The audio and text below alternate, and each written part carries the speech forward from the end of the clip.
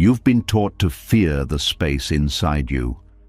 They told you that emptiness means something is missing, that silence is dangerous, that if you stop filling every moment you might fall apart. But if that were true, why does the space you avoid keep pulling you back? Why does noise leave you tired and stillness make you uncomfortable? Why does doing nothing feel harder than doing too much? The truth is this: the space you fear is the space that heals you. Buddhist wisdom has pointed to this for thousands of years, not as something to analyze, but as something to experience. The great teachers didn't escape emptiness. They rested in it and discovered freedom there. This space feels threatening because the mind cannot control it. There is no identity to protect, no story to repeat, no role to maintain. And yet, this is where the weight begins to lift. As you listen, you may feel resistance, a subtle urge to distract yourself, to think, to move away. This is not a mistake. This is the doorway. Stay with the space. Let it open without effort. Let it be exactly as it is. Tonight, something will soften. The pressure to become someone will loosen. The need to fix yourself will quiet. Your mind will slow, not because you forced peace, but because peace was never missing. This is not about improvement. This is about allowing what already heals. This is not another lesson to collect. This is a return to the space you've been avoiding. Are you ready? Let's begin. Before we go further, notice what is happening right now. You are still here. You didn't scroll away. Something in you stayed. That matters. It means part of you already knows that what you've been avoiding isn't dangerous, just unfamiliar. This is where we gently move deeper, not by adding more ideas, but by removing the noise that has been protecting pain for too long. Silence is not neutral to the mind, it is threatening. The moment external sound fades, the inner world becomes louder. Thoughts that were buried under conversations, notifications, music, work, and constant activity begin to surface. This is why the mind clings to noise so desperately. Noise is not entertainment. Noise is anesthesia. It keeps unresolved feelings sedated. It keeps grief unfelt, fear unnamed, and longing unexamined. When life slows down, the mind rushes to fill the gap because it senses exposure. Most people believe they fear silence because it is boring. That is not true. Boredom is only the surface story. Underneath boredom is contact. Silence removes distraction, and distraction is what keeps old emotional material out of awareness. The mind has learned over time that stillness brings sensations it doesn't know how to manage. Tightness in the chest, a hollow feeling in the stomach, a vague sense of sadness with no clear cause. Silence feels unsafe because it allows these sensations to exist without interruption. This is why constant stimulation feels comforting, even when it exhausts you. The endless scrolling, background noise, podcasts playing while doing nothing, television left on even when no one is watching. These are not habits of enjoyment. They are habits of avoidance. The mind believes that if sound keeps flowing, nothing deeper will surface. But unresolved suffering does not disappear. It waits. And the longer it waits, the louder it becomes when silence finally arrives. The fear of inner silence is not fear of nothingness.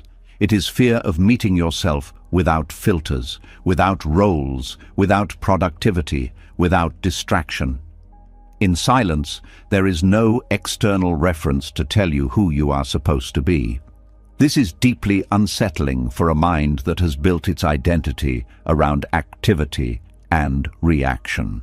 When nothing is happening, the mind asks, "Who am I now?" And because it doesn't know the answer, it reaches for noise. From a Buddhist perspective, this clinging is rooted in attachment to mental movement. The mind is addicted to doing because doing creates the illusion of control. Noise creates a sense of continuity. As long as thoughts keep moving, the self feels intact. Silence threatens this continuity. It introduces gaps, and in those gaps, the self feels less solid. This is why silence can feel like falling, even when nothing bad is happening. What makes this more intense is that modern life rarely teaches anyone how to be with inner experience without reacting to it. Emotional education is almost non-existent. Most people were never shown how to sit with discomfort without fixing it. So when silence brings up discomfort, the automatic response is to escape. Not because the discomfort is unbearable, but because it feels unfamiliar and unmanageable. The mind also confuses silence with danger because of memory. Past experiences of emotional overwhelm get stored in the nervous system. Even if those experiences had nothing to do with silence directly, the body remembers moments when it felt exposed, helpless, or alone. When external stimulation drops, the nervous system senses vulnerability and sounds an internal alarm. This alarm is not logical, it is protective. It says, stay busy, stay distracted, do not stop. This is why many people feel anxious when they finally sit down at the end of the day. The body has been in motion all day. Adrenaline has been flowing, then suddenly there is stillness. The nervous system doesn't know how to downshift smoothly. Thoughts speed up instead, worries appear, regrets replay. The mind interprets this as proof that silence is harmful, when in reality it is simply unused to it. Silence feels threatening before it feels medicinal, because the first thing it does is remove suppression. It does not create pain. It reveals what was already there. This is an important distinction. Silence is like turning off bright lights in a room so your eyes can adjust. At first, everything feels darker. Shapes are unclear. The impulse is to turn the lights back on. But if you stay, your vision slowly adapts. What felt like darkness becomes clarity. Inner silence works the same way. In the beginning, the mind feels exposed. Thoughts appear louder.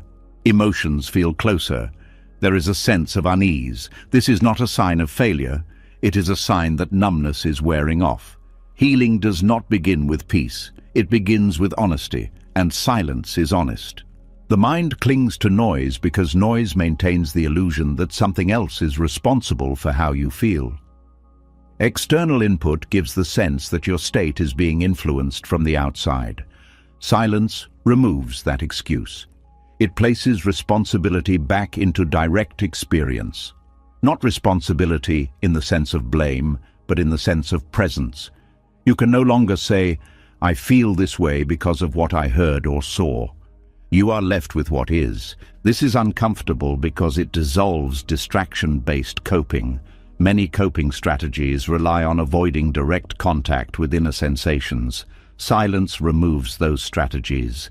The mind resists this because it fears being overwhelmed. But what it does not realize is that suppression requires constant effort. Silence, once tolerated, requires none. There is also a deeper layer to this fear. Silence threatens the narrative self. The story you tell yourself about who you are depends on constant reinforcement. That reinforcement comes from thought, comparison, memory, and anticipation. Silence interrupts this loop. Without constant narration, the self feels less defined. This can feel like losing ground. But what is actually happening is a loosening of identification. Buddhist teachings describe this as the beginning of freedom. Not because the self is destroyed, but because it is no longer constantly defended. Silence creates space between thoughts. In that space, thoughts lose authority. They still arise, but they are no longer absolute. This shift is subtle but profound. It marks the transition from being trapped in mental noise to observing it. However, before this observation becomes peaceful, it feels destabilizing. The mind says, if I stop thinking, I will disappear. This is not a literal fear of death, but a psychological one. The self equates movement with existence. Silence challenges that equation. It shows that awareness continues even when thought pauses. This realization is deeply unsettling at first because it contradicts everything the mind has relied on. This is why silence often triggers restlessness rather than calm. Restlessness is the mind's attempt to reassert control. It searches for something to do, something to fix, something to consume. It may even create problems to think about. This is not because problems suddenly appeared, but because thinking feels safer than not thinking. The healing quality of silence emerges only when this initial resistance is allowed rather than fought. When you stop trying to make silence peaceful and instead let it be uncomfortable, something unexpected happens. The discomfort does not grow, it softens, not because it was fixed, but because it was finally felt without interruption. Unresolved suffering feeds on avoidance. It gains strength when it is ignored. Silence starves it by removing the fuel of distraction. This does not mean suffering vanishes instantly. It means it begins to lose its grip. Sensations move through instead of looping endlessly. Emotions rise and fall instead of being frozen. The mind learns slowly that silence is survivable. Then it learns that silence is informative. Then eventually it learns that silence is kind. But this progression cannot be rushed. The first phase is always resistance. This is where most people turn back. They mistake resistance for danger. But resistance is simply habit encountering change. When silence is approached gently, without expectation, the nervous system begins to recalibrate. The body learns that it can be still without threat. This is not an intellectual realization. It is a physiological one. Breath deepens, muscles soften. The constant background tension begins to ease. This is why silence becomes medicinal. Not because it adds something new, but because it allows the system to return to balance. Another reason the mind clings to noise is that noise provides structure. It fills time. Silence exposes the open-ended nature of existence. There is no clear next step in silence. This openness can feel disorienting. The mind prefers known patterns, even painful ones, over uncertainty. Silence offers no script. That is both its danger and its gift. In the absence of noise, the mind begins to see how much energy it spends, maintaining unnecessary tension. It notices repetitive thought patterns. It sees how often it replays the past or rehearses the future. This seeing is not judgment, it is awareness. And awareness, once established, naturally reduces suffering without effort. Silence does not demand that you confront everything at once. It works in layers. At first, you notice surface thoughts, then deeper emotional currents, then subtle bodily sensations. Each layer reveals itself only when the system is ready. This is why silence heals without force. It respects the pace of the nervous system. What makes silence transformative is not the absence of sound, but the absence of interference. When experience is allowed to arise and pass without manipulation, it completes itself. Trauma, anxiety, and chronic stress persist not because they are too strong, but because they are constantly interrupted. Silence gives them space to resolve. This is why the space you fear holds healing. Fear signals the edge of familiarity, not the presence of danger. The mind fears silence because silence exposes the truth that nothing needs to be constantly managed. This truth undermines the identity built around effort and control. As silence becomes more familiar, something shifts. The urge to fill it weakens. The need for constant input fades. You begin to trust that nothing bad happens when you stop. This trust is not blind. It is earned through direct experience. And once it is earned, silence stops feeling empty. It feels full, not with content, but with presence. This presence is not dramatic. It does not announce itself. It feels simple, grounded, quietly supportive. It is the feeling of being here without needing to be elsewhere, of existing without commentary, of resting without guilt. The mind clings to noise because it has forgotten this state. Silence reintroduces it gently but firmly. At first it feels like loss. Over time it reveals itself as return. As the noise softens and silence no longer feels like an enemy, something deeper begins to shift. You may notice that even without distraction, there is still tension. Not loud, not dramatic, but subtle. A quiet pressure to become something, to arrive somewhere, to finally be enough. This is where the next layer reveals itself, not in sound, but in effort. There is a moment that comes quietly, almost unnoticed, when the mind grows tired of negotiating. Not tired in a sleepy way, but exhausted from trying to secure itself. For most of life, the mind is constantly bargaining. It tells itself, if I achieve this, then I'll relax. If I'm understood, then I'll feel real. If I find the right role, purpose, or identity, then everything will settle. This negotiation runs in hint form, not always as clear thoughts, but as background tension. Even in silence, it can persist.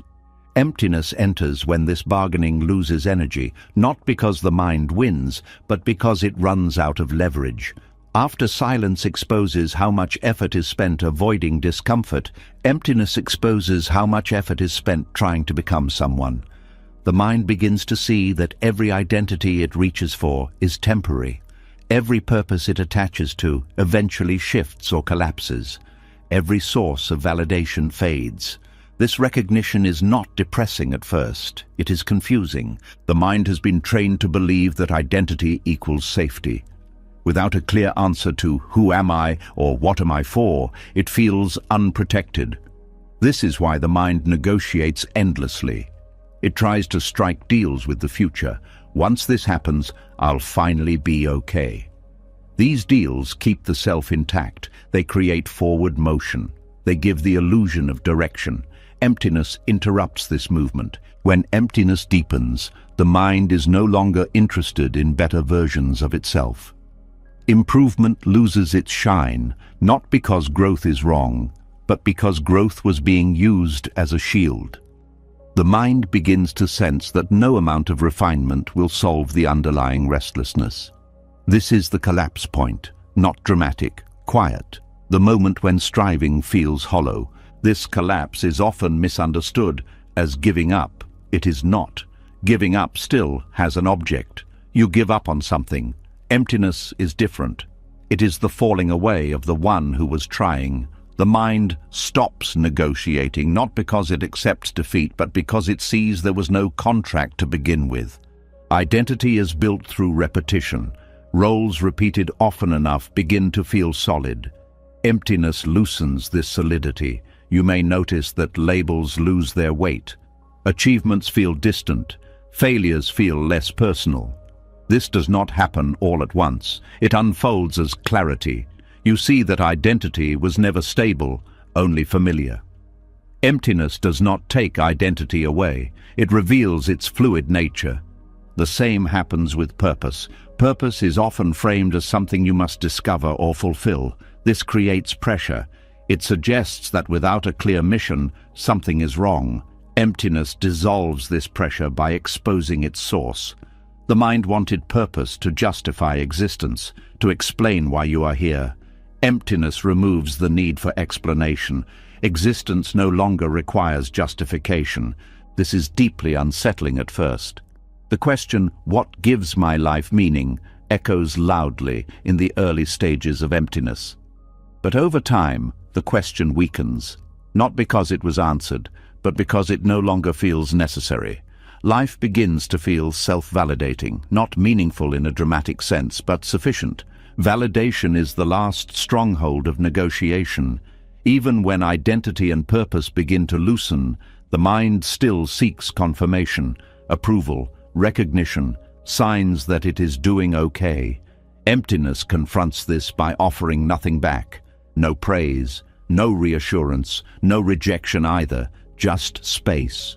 In this space, the craving for validation is exposed as habit, not need.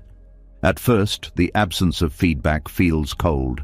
The mind is used to mirrors. Social response, inner commentary, emptiness removes these mirrors. You are no longer reflected back to yourself. This can feel like disappearing, but what actually disappears is dependence, the need to be seen in order to exist.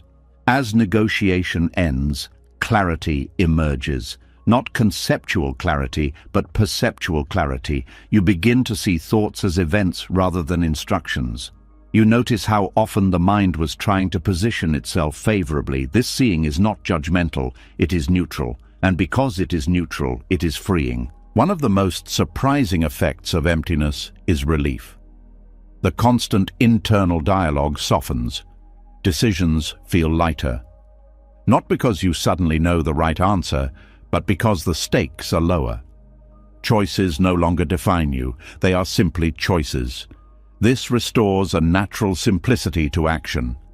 The end of self-negotiation also ends comparison. Comparison relies on identity. It requires a solid self to measure against others. When identity loosens, comparison loses traction. You may still notice differences, but they no longer translate into worth. This is not a cultivated attitude. It is a byproduct of emptiness. Clarity also appears in relationships. Without the need to be someone specific, interactions become less performative. You listen more, you defend less, not because you are trying to be better, but because there is less to protect. Emptiness creates honesty by removing agenda. This does not mean passivity. Emptiness does not make you indifferent, it makes you responsive. Action arises from the situation itself, not from a self-image that needs maintenance. This is why clarity feels clean. There is less friction between inner state and outer action. Another shift happens around time. Self-negotiation is future-oriented. It constantly references what will happen later. Emptiness brings attention back to what is happening now, not as a practice, but as a default. Without a self to secure in the future, the present becomes sufficient. This sufficiency is subtle. It does not announce happiness. It feels like steadiness, like standing without leaning. The mind no longer needs to brace itself against uncertainty. Uncertainty remains, but it is no longer threatening. It is simply part of movement. Emptiness also reveals how much effort was spent maintaining consistency. Trying to be the same person across situations, trying to align with expectations, trying to make sense. When this effort drops, there is more energy hint available, not dramatic energy, but usable energy, the kind that supports clarity and care. The collapse of self-negotiation is not a permanent state you enter and stay in. The mind will try to renegotiate. This is natural. What changes is that you see it happening. Negotiation becomes transparent, and transparency weakens its grip. Over time, emptiness stops feeling like absence and starts feeling like openness.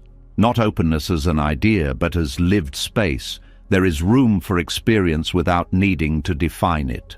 This room is what allows clarity to persist without effort. Clarity restored through emptiness is not sharp or analytical. It is soft and precise. You see what is needed without overthinking. You respond without rehearsing. You rest without guilt. This clarity does not come from understanding more. It comes from needing less. The end of bargaining also ends self-blame. Blame assumes a self that could have negotiated better. When that self is seen through, blame loses meaning. Responsibility remains, but it is clean. You respond to consequences without adding judgment. This is why emptiness feels frightening before it feels freeing. It threatens the systems that once provided direction. But once those systems collapse, something more stable appears. Not an identity, but a groundedness that does not depend on conditions. From this groundedness, life continues. You still work, you still care, you still make choices. But the inner pressure is gone. The constant question, "Am I enough yet?" no longer drives you. Not because it was answered, but because it dissolved. This is the quiet power of emptiness. It ends the endless negotiation by revealing it was unnecessary, and in that ending, clarity returns. Not as a goal achieved, but as a natural state uncovered. As clarity returns and the mind stops begging life to prove your worth, a strange new problem can appear. Not the old stress, not the old noise, something quieter, sharper, and more confusing. You finally get space inside you, and instead of relief, you feel a flicker of fear. Not fear of failure, fear of openness, fear of being unheld, fear that if you relax all the way, something in you will vanish. This is one of the most misunderstood moments on any inner path. People think peace should feel safe right away. They think spaciousness should feel like warm light. But for the ego, openness can feel like death. Not poetic death, not symbolic death. Real panic in the body, tight throat, fast heartbeat, a need to grab onto something, anything, just to feel solid again. In Buddhist psychology, this reaction makes perfect sense. The ego is not an evil thing. It is a survival strategy. It is a pattern of gripping.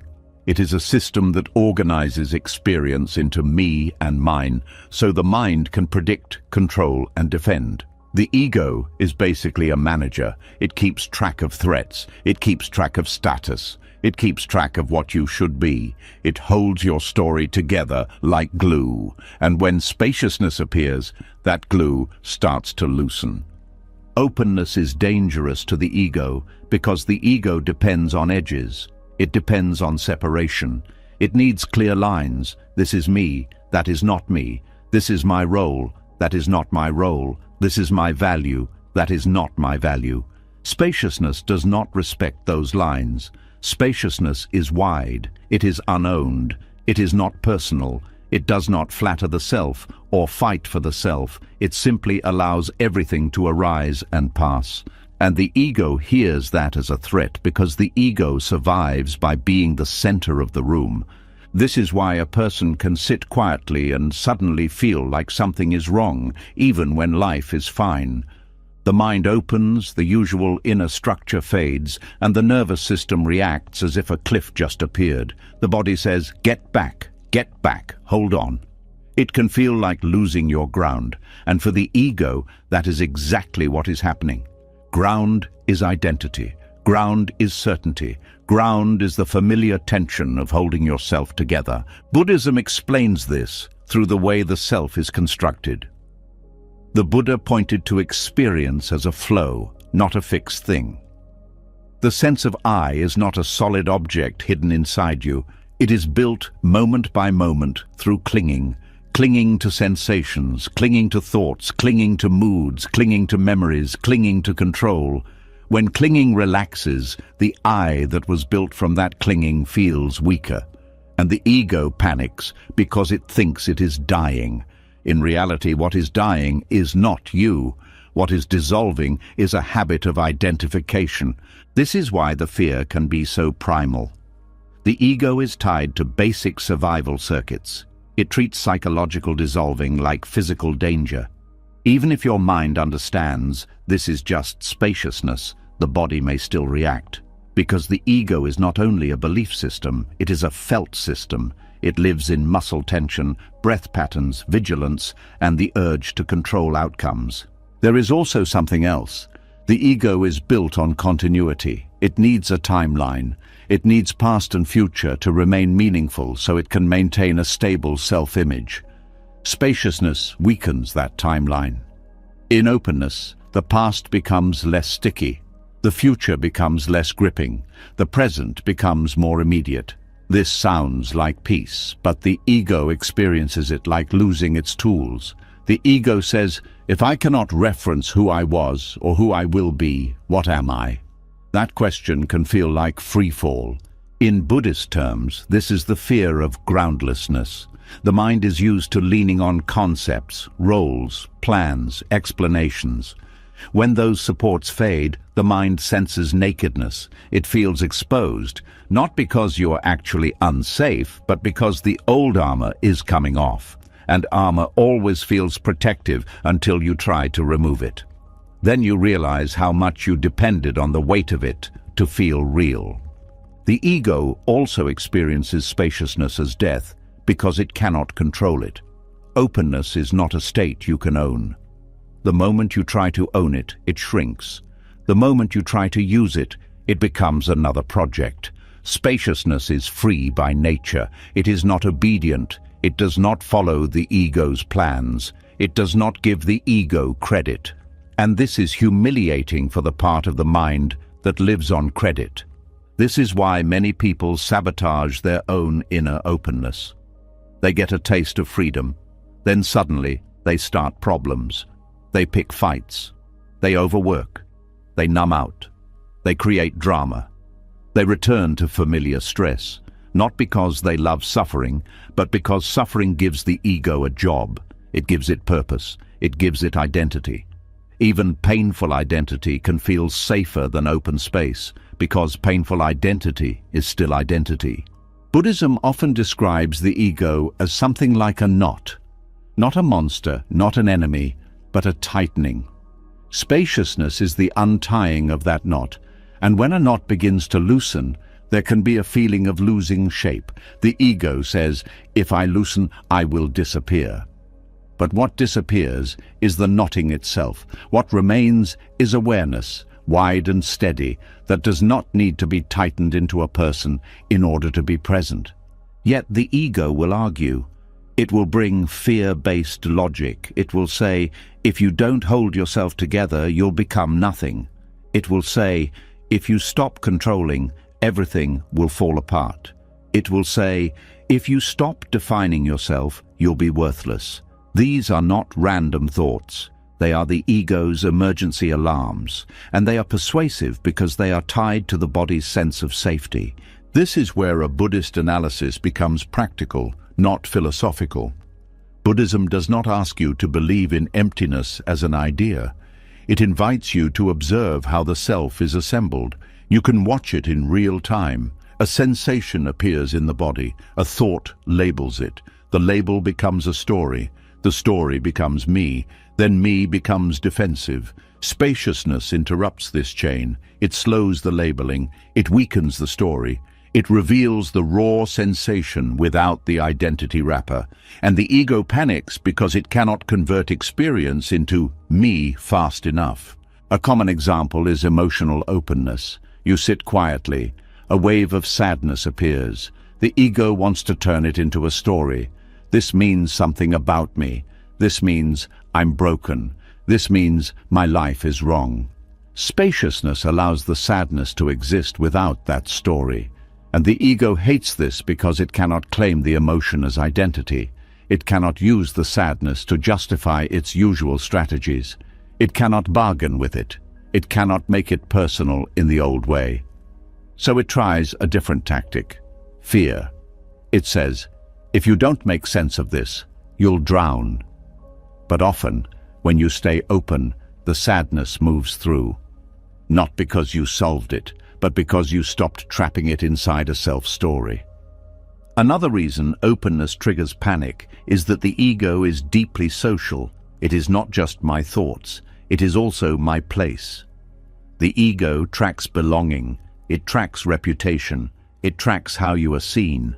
Spaciousness makes these concerns feel less urgent, which sounds good, but the ego treats it as social danger. It says, if you stop caring, you will be rejected.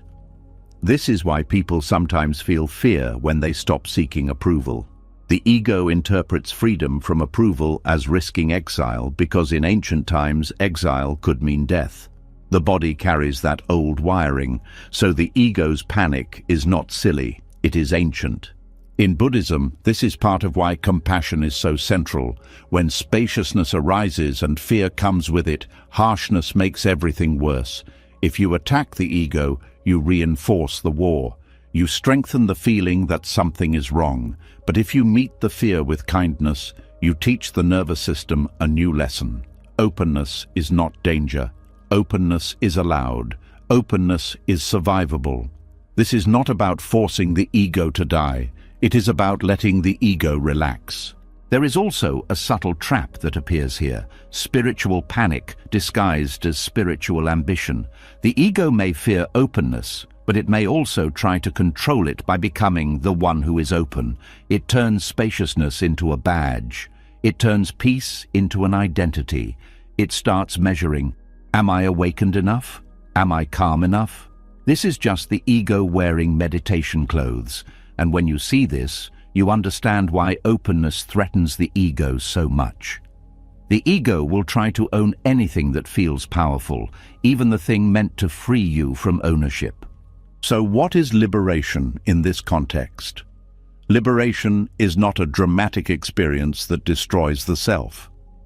Liberation is the end of taking the self so seriously. It is seeing the ego as a process rather than a person. The ego becomes like weather.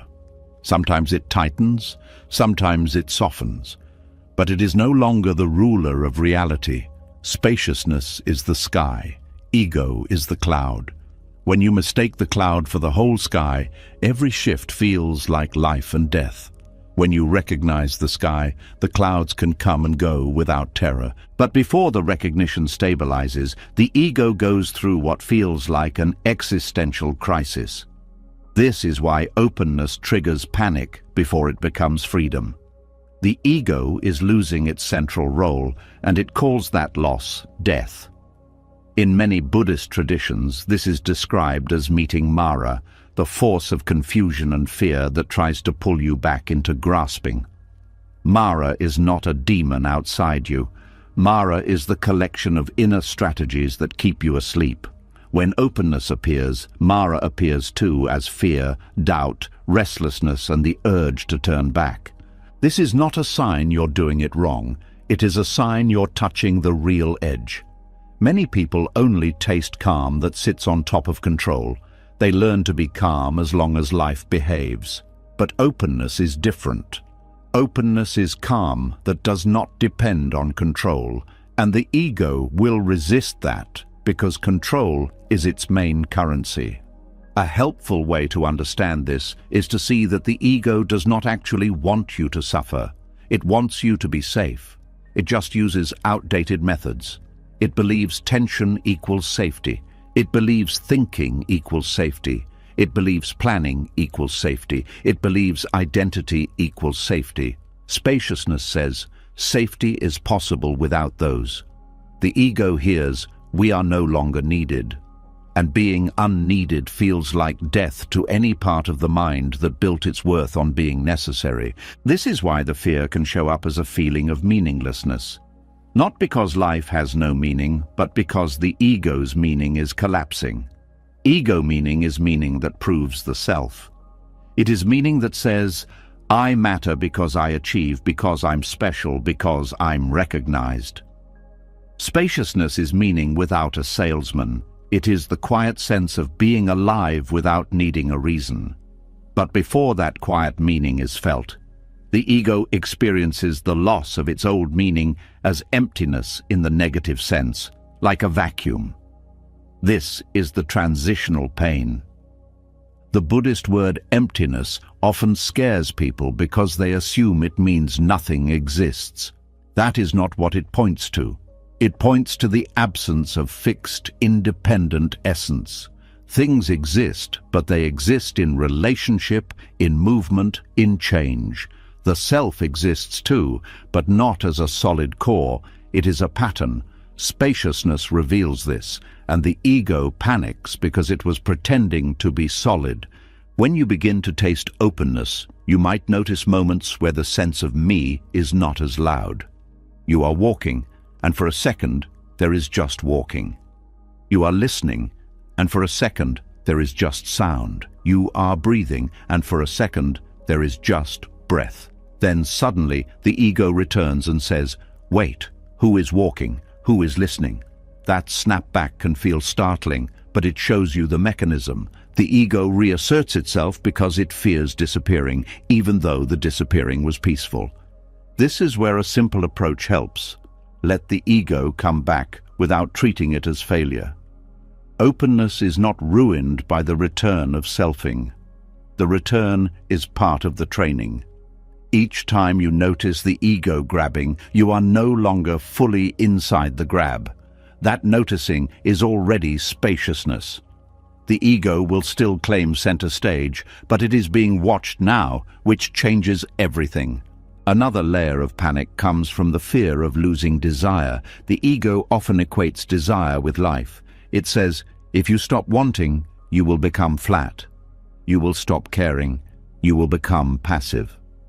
Spaciousness can feel like desire weakening, and the ego interprets it as loss of vitality. But there is a difference between compulsive wanting and natural aliveness. Compulsive wanting is restless. Natural aliveness is present. When openness grows, compulsive wanting softens, but aliveness does not disappear. In fact, many people report a cleaner joy, a simpler appreciation, once the constant hunger quiets. The ego just cannot predict that, so it fears it. A Buddhist analysis would say the ego mistakes grasping for love. It mistakes attachment for connection. It mistakes control for care. Spaciousness exposes these confusions, and anything exposed feels dangerous to the system built on it. So how does panic turn into liberation? Not by fighting panic, not by trying to think your way out. Liberation comes through staying close to direct experience while the ego screams. That sounds intense, but it can be gentle. Staying close means feeling the body, feeling the breath, feeling the present moment without adding extra story. When panic rises, you don't need to call it spiritual failure. You can call it what it is, the ego reacting to openness. This naming alone can reduce fear, because fear grows when it is mysterious. When you recognize the pattern, you stop believing it completely. You might still feel the sensations, but you no longer treat them as prophecy. The body can shake while the mind remains clear. This is just the old system reacting. It also helps to understand that existential panic is often a threshold. The ego is a border guard. When you approach freedom, the border guard shows up. It checks your papers. It creates doubt. It creates urgency. It tries to send you back to familiar territory. If you always obey, you never leave. If you stay calmly, the guard eventually relaxes. Not because you won, but because it learns you are not harming yourself. Over time, spaciousness stops feeling like death and starts feeling like rest. The ego still appears, but it is lighter. It becomes a tool rather than a prison. You can use identity when needed without being used by it. You can plan without being trapped in the future. You can care without clinging. You can act without making every action a self-definition. This is liberation in simple terms. Life happens, and you don't have to turn it into a tight story about you. You still have preferences, you still have responsibilities, you still have a personality, but you are no longer trapped in the belief that you are a fixed thing that must be protected at all costs. And here is the quiet surprise. When the ego stops fighting spaciousness, you don't become less human. You become more available, more present, more honest. You can feel pain without turning it into identity. You can feel joy without fearing its loss. You can meet others without using them as mirrors. Spaciousness becomes intimacy with life, not distance from it. That is why the ego experiences openness as death before liberation. Because liberation is the end of the ego's dictatorship. The ego calls that death. Awareness calls it freedom. And the path is simply learning to stay long enough to see which one is telling the truth. As the fear around openness loosens and the ego no longer feels like it is about to disappear, another layer quietly reveals itself. You may notice a strange emptiness where pressure used to live, not sadness, not relief, just the absence of a constant push. And in that absence, a question surfaces that most people never allow themselves to ask. Who are you when nothing needs you? This question can feel unsettling because usefulness has been a lifelong anchor. From early on, many people learned that being needed meant being safe. Being useful meant being loved. Being productive meant being worthy. This conditioning runs deep. Even when the ego loosens its grip, this habit can remain, hiding beneath good intentions. Emptiness brings it into view. The compulsion to be useful is not the same as care. Care is natural, compulsion is driven. It carries tension, it carries urgency. It says, if I am not contributing, I am failing. This belief becomes a quiet engine behind burnout. Not the kind of burnout that comes only from too much work, but the deeper kind that comes from never being allowed to rest inside yourself. When emptiness deepens, usefulness loses its central role. Not because contribution becomes meaningless, but because existence no longer needs justification. This is where the healing begins. Being unneeded does not mean being unwanted. It means no longer being required to perform in order to belong. Burnout is often misunderstood as a problem of workload. But many people burn out even when they slow down. They rest physically, but the inner pressure continues. Why? Because the true exhaustion is not in the body. It is in the identity that believes it must constantly prove its value. Emptiness dissolves this belief by removing the stage on which performance once mattered. At first, being unneeded can feel like rejection. The nervous system interprets it as loss of relevance. This reaction is understandable. Human beings evolved in groups where usefulness often meant survival. If you were needed, you stayed. If you were not, you were at risk. That ancient wiring still lives in the body. So when emptiness removes the sense of being required, fear can arise. But this fear is not a sign of danger. It is a sign of conditioning loosening. As emptiness stabilizes, something surprising happens. Without the pressure to be significant, attention becomes clearer. You begin to act from responsiveness instead of obligation. You help because help is needed, not because you need to be needed. This distinction changes everything. It removes resentment. It removes overextension. It removes the quiet anger that comes from giving too much without rest. Many people confuse self-worth with usefulness. They believe that if they stop producing, they will disappear. Emptiness gently disproves this. In moments where nothing is demanded of you, awareness still remains, breath still moves, presence still exists. This shows the nervous system that worth is not transactional. It does not rise and fall with output.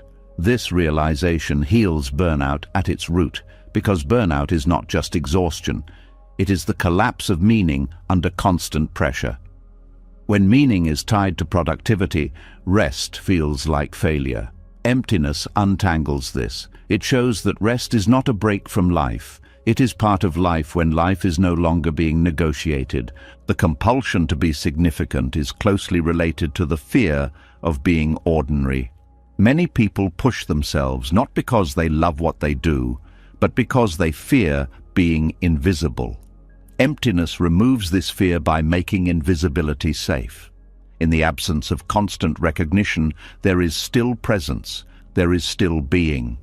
This is deeply soothing to the system. From a Buddhist perspective, significance is another form of clinging. It is clinging to an idea of impact, legacy, or importance as proof of existence. Emptiness reveals that existence does not need proof. The need to leave a mark relaxes, and with that relaxation comes a lighter way of engaging with the world. This does not lead to apathy, it leads to balance. When the need to matter dissolves, actions become cleaner. You can work without over-identifying. You can rest without guilt. You can say no without fear. You can say yes without self-erasure. This balance is what prevents burnout, not time off alone. Another layer of healing comes from the end of over-responsibility. Many people carry the weight of others' emotions, outcomes, and choices. They feel responsible for fixing, saving, supporting beyond their capacity. This often comes from the belief that being needed equals being loved. Emptiness loosens this belief. It allows responsibility to return to its proper place. When emptiness is present, you can care deeply without absorbing everything. You can support without rescuing. You can be available without disappearing into others' needs. This boundary is not created through effort. It emerges naturally when your worth is no longer tied to usefulness. Burnout often includes a loss of joy. Things that once mattered feel flat. This is not because the world lost color, but because the system has been overused. Constant striving dulls perception. Emptiness restores sensitivity by removing strain. When you stop forcing meaning, small experiences regain depth. A quiet moment, a simple task, a shared glance, these become enough. There is also healing in no longer being essential. When you realize that life continues without your constant input, a deep relaxation occurs. The world does not collapse when you stop managing it. This realization can feel humbling at first, but humility here is not humiliation, it is relief. You are no longer carrying the illusion that everything depends on you. This is where burnout truly ends. Not when you do less, but when you stop believing you must hold everything together. Emptiness teaches the nervous system that it can release control without catastrophe. This is a bodily learning, not a concept. Over time, the constant readiness fades. The background tension dissolves. The healing power of being unneeded also touches creativity. When creation is no longer driven by validation, it becomes playful again. You can explore without outcome. You can create without pressure. This restores energy because play does not drain in the same way performance does. Many people fear that if they stop being useful, they will lose connection. The opposite often happens. Without the role of helper, fixer, or achiever, relationships become more honest. You meet others as they are, not as projects. This deepens connection rather than weakening it. Emptiness also heals burnout by ending the internal scoreboard. The mind often keeps track of effort, sacrifice, and contribution. It asks, have I done enough? This question never has an answer because it is not meant to. Emptiness removes the scoreboard entirely. Effort is no longer measured against worth. As this shift deepens, time changes texture. You are no longer rushing toward the next task to feel complete. Moments stretch. Presence fills the space that urgency once occupied. This slows the system in a way sleep alone cannot. The idea of being unneeded may still trigger discomfort at times. That is normal. Conditioning does not vanish overnight, but each time you rest in emptiness and nothing bad happens, trust grows. The nervous system learns that being is enough.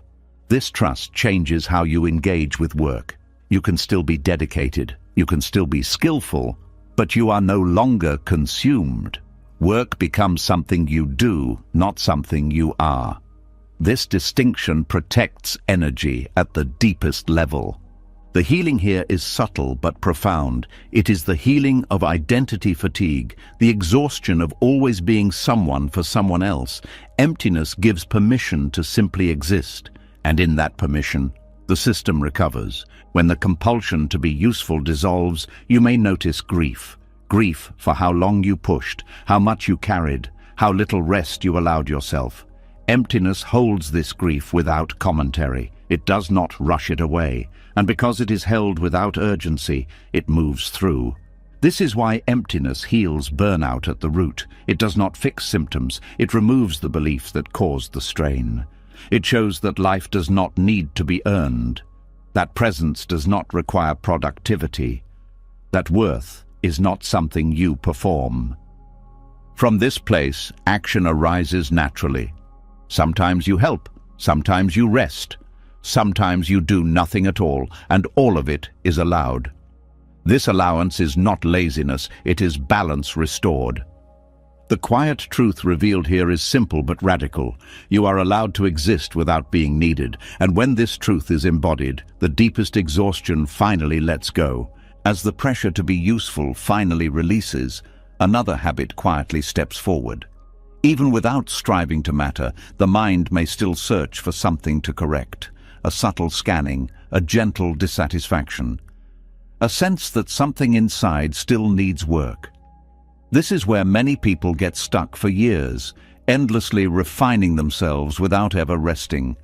This next layer begins when that impulse starts to weaken. There comes a point where the effort to improve begins to feel heavy rather than hopeful, not because growth is wrong, but because the motivation behind it is exposed. You may notice that the desire to fix yourself was never really about joy. It was about escape. Escape from discomfort, escape from shame, escape from the feeling that who you are as you are is not enough. Emptiness brings this realization without accusation. Self-help is built on a quiet assumption: something is wrong with you. Even the most positive language often hides this belief. Be better, heal faster, become more confident, release trauma, find your purpose. These messages can inspire at first, but over time they create pressure. They keep the nervous system in a constant state of becoming. Emptiness interrupts this momentum. When emptiness deepens, the idea of improvement starts to lose meaning. Not because life stops unfolding, but because the self that needed fixing is no longer solid. The mind begins to sense that every attempt to fix itself was reinforcing the belief that it was broken. This realization can feel both relieving and unsettling. If you are not a problem, then what have you been working on all this time? This is where genuine healing begins. Not when you finally solve yourself, but when the project of solving yourself collapses. The collapse does not happen through logic. It happens through exhaustion. The mind eventually sees that no version of itself ever arrives permanently. Every improvement becomes the new baseline. Every breakthrough becomes the next thing to protect. Emptiness reveals the endlessness of this cycle. At first, letting go of self-help can feel irresponsible. The mind worries that without effort, everything will fall apart. It says, if I stop fixing myself, I'll regress. This fear is understandable. It is based on the belief that control equals stability. Emptiness gently disproves this belief by showing that life continues without constant management. Healing beyond self-help does not mean ignoring pain. It means relating to pain differently. Instead of treating pain as a flaw to eliminate, emptiness allows pain to be felt as experience. Sensations arise, emotions move, thoughts appear and dissolve. Nothing needs to be corrected for this process to unfold. In fact, correction often interrupts it. One of the most exhausting aspects of self-help is the constant self-monitoring. Am I doing this right? Am I progressing? Am I healed yet? This monitoring keeps attention locked on the self.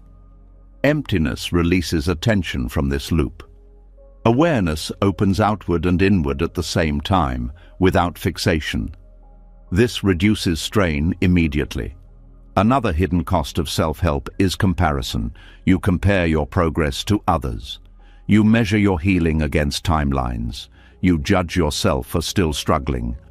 Emptiness ends this because there is no longer a race. Without a destination, there is no one ahead or behind. Experience unfolds at its own pace. From a Buddhist perspective, the desire to fix oneself is another form of craving. It is craving for a future self that feels better than the present one. This craving keeps dissatisfaction alive. Emptiness reveals that peace cannot be postponed. It is either present now or it is an idea. This does not mean nothing changes. Change still happens, but it happens organically rather than forcefully. Habits soften, insight deepens, behavior adjusts. These shifts are responses to clarity, not results of pressure. They do not require constant reinforcement because they are not fighting against what is. One of the most profound shifts that occurs when self-help falls away is a change in how you relate to your past. Instead of endlessly processing, analyzing, and reframing, there is simple acknowledgement. What happened, happened. The body remembers what it needs to remember. Emptiness does not erase memory. It removes obsession. Trauma, in particular, responds differently in emptiness. Rather than being worked through cognitively, it unwinds somatically. The nervous system releases tension when it feels safe enough to do so. This safety does not come from understanding more. It comes from not being pushed. Self-help often treats the mind as the primary agent of healing. Emptiness shifts healing to the whole system: body, breath, sensation, awareness. This holistic process does not follow steps. It follows readiness, and readiness cannot be forced. There is also a subtle humility that arises here.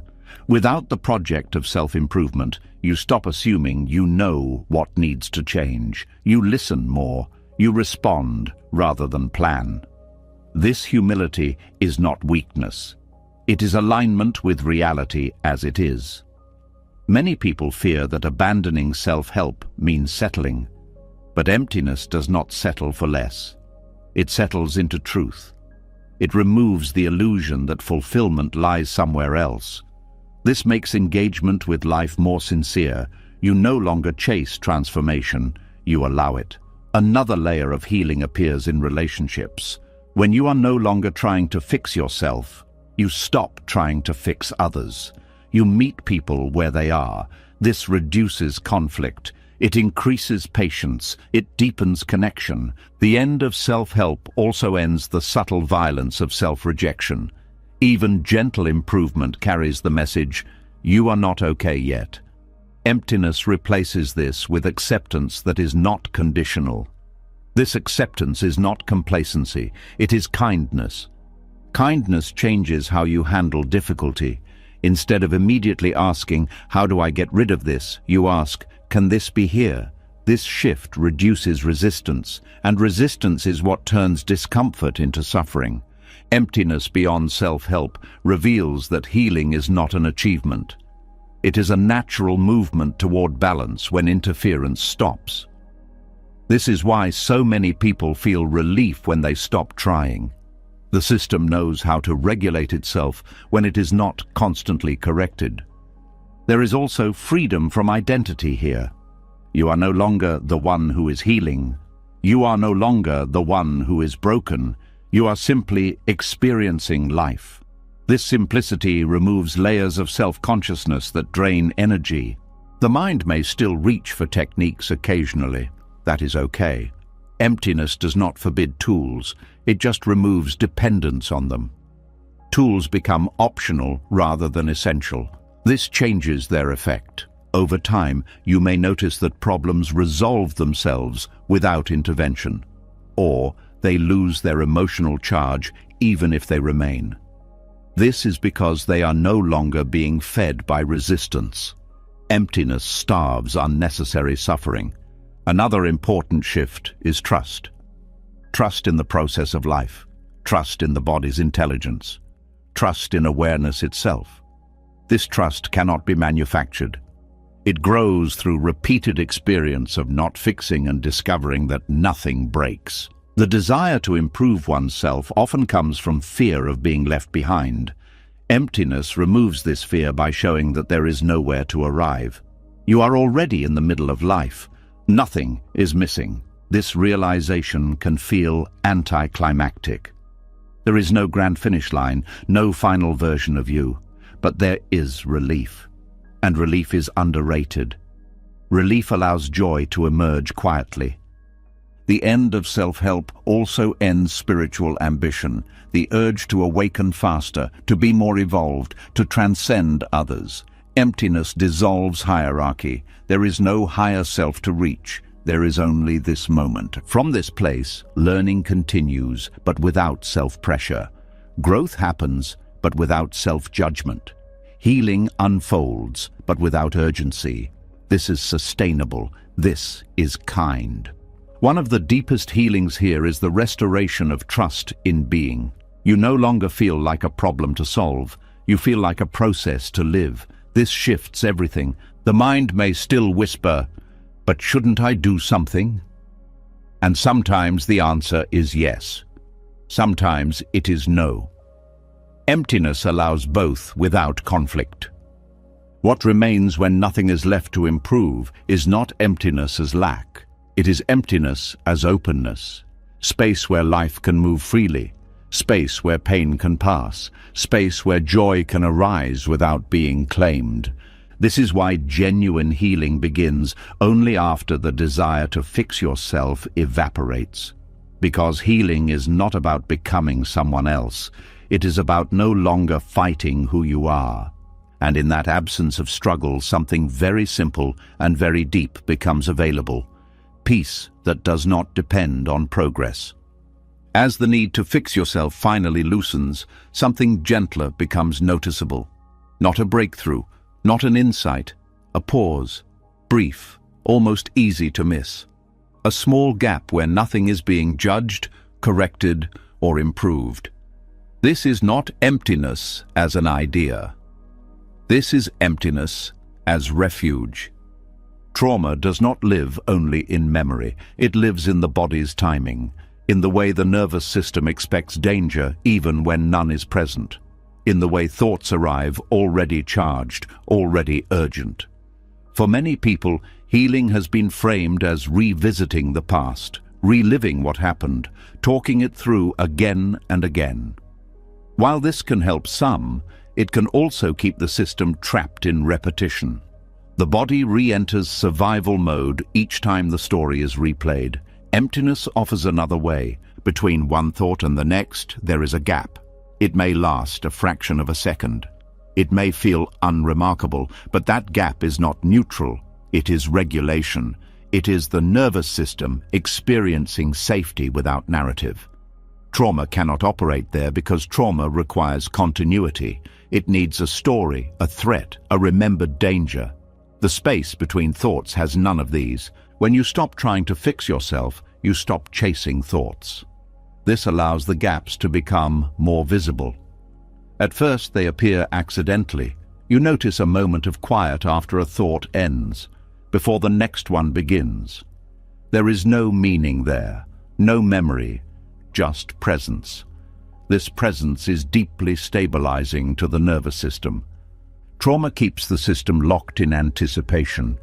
Even when nothing is happening, the body prepares. Muscles stay tight, breath stays shallow, attention stays alert. The space between thoughts interrupts this loop. It signals to the body that there is no immediate demand. Over time, repeated exposure to this signal teaches the nervous system a new pattern. This is not intellectual learning. The body does not learn through explanation. It learns through experience. Each micro moment of emptiness is an experience of non-threat. And unlike cognitive reassurance, this experience does not argue with fear. It simply bypasses it. Many people are afraid that if they stop thinking, painful memories will flood in. Sometimes this happens briefly, but often the opposite occurs. Painful material tends to arise when the mind is actively searching or analyzing. When attention rests in the space between thoughts, there is no momentum to carry the mind backward. Memory loses its grip because there is nothing pulling on it. This is why emptiness can heal trauma without reliving pain. Trauma feeds on identification. This happened to me. This defines me. This is still happening. The space between thoughts does not deny what happened, but it does not reinforce identity around it. Sensations may arise, but without story, they move differently. They complete themselves instead of looping. The nervous system responds first. Breath deepens slightly, muscles release without instruction, heart rate settles. These changes are subtle but cumulative. Over time, the baseline shifts. The body no longer expects constant threat. One of the most important aspects of this process is that it does not require effort. Trauma healing often fails when it becomes another project, another thing to do right, another area where you feel behind. The space between thoughts cannot be forced. It appears when effort drops. This makes it accessible even to systems that are exhausted. The mind may try to turn this into a technique. It may say, "I need to find the gap." This effort collapses the gap immediately. The space appears only when the mind stops reaching. This is why emptiness works where effort fails. It cannot be controlled, so it cannot be weaponized against yourself. In Buddhist understanding, thoughts are not the problem. Identification is. Trauma strengthens identification by tying thoughts to survival. This thought keeps me safe. This memory protects me. The space between thoughts shows the system that safety is possible without constant vigilance. This is a radical message for a traumatized nervous system. Another reason this space heals is that it restores timing. Trauma disrupts timing. The body reacts now to things that are no longer happening. In the gap between thoughts, there is only now, no past, no future. This reorients the nervous system to present time without needing to explain that the danger is over. It is important to understand that emptiness does not suppress trauma. Suppression tightens the system. Emptiness relaxes it. The difference is crucial. In suppression, there is effort to push away. In emptiness, there is absence of interference. Trauma releases not because it is rejected, but because it is no longer held in place by constant attention. This process is often uneven. Some days the gaps feel accessible. Other days the mind feels crowded. This is not failure. Trauma healing is non-linear because regulation depends on many factors: sleep, stress, environment, relationships. The value of emptiness is that it does not demand consistency. Even brief moments count. The brain rewires through repetition, not intensity. A single long meditation session does less than many small moments of safety throughout the day. Each time you notice a gap and rest there, even for a second, neural pathways shift slightly. Over weeks and months, this adds up. One of the most healing aspects of the space between thoughts is that it returns agency to the body. Trauma often involves loss of control, being trapped, being overwhelmed. In emptiness, nothing is happening to you. You are not being pulled. You are not being pushed. This sense of neutrality restores trust. This trust allows the system to release stored tension gradually. Muscles soften, the jaw unclenches, the gut relaxes. These changes often occur without conscious awareness. People notice later that they feel less reactive, less startled, less exhausted. They may not connect it to emptiness, but emptiness has been doing its work quietly. Another important point is that emptiness does not bypass emotion. Emotions may still arise, but without constant thought feeding them, they pass through more cleanly. Sadness can be felt without turning into despair. Anger can arise without becoming rage. Fear can appear without becoming panic. This is because the space between thoughts breaks the link between sensation and narrative. Trauma narratives are powerful because they give sensations meaning. Meaning keeps them alive. Without narrative, sensations complete themselves naturally. For many people, the idea of not reliving trauma feels impossible. They believe healing requires revisiting the wound. Emptiness challenges this belief gently. It shows that wounds heal when circulation is restored, not when they are picked repeatedly. The space between thoughts is circulation.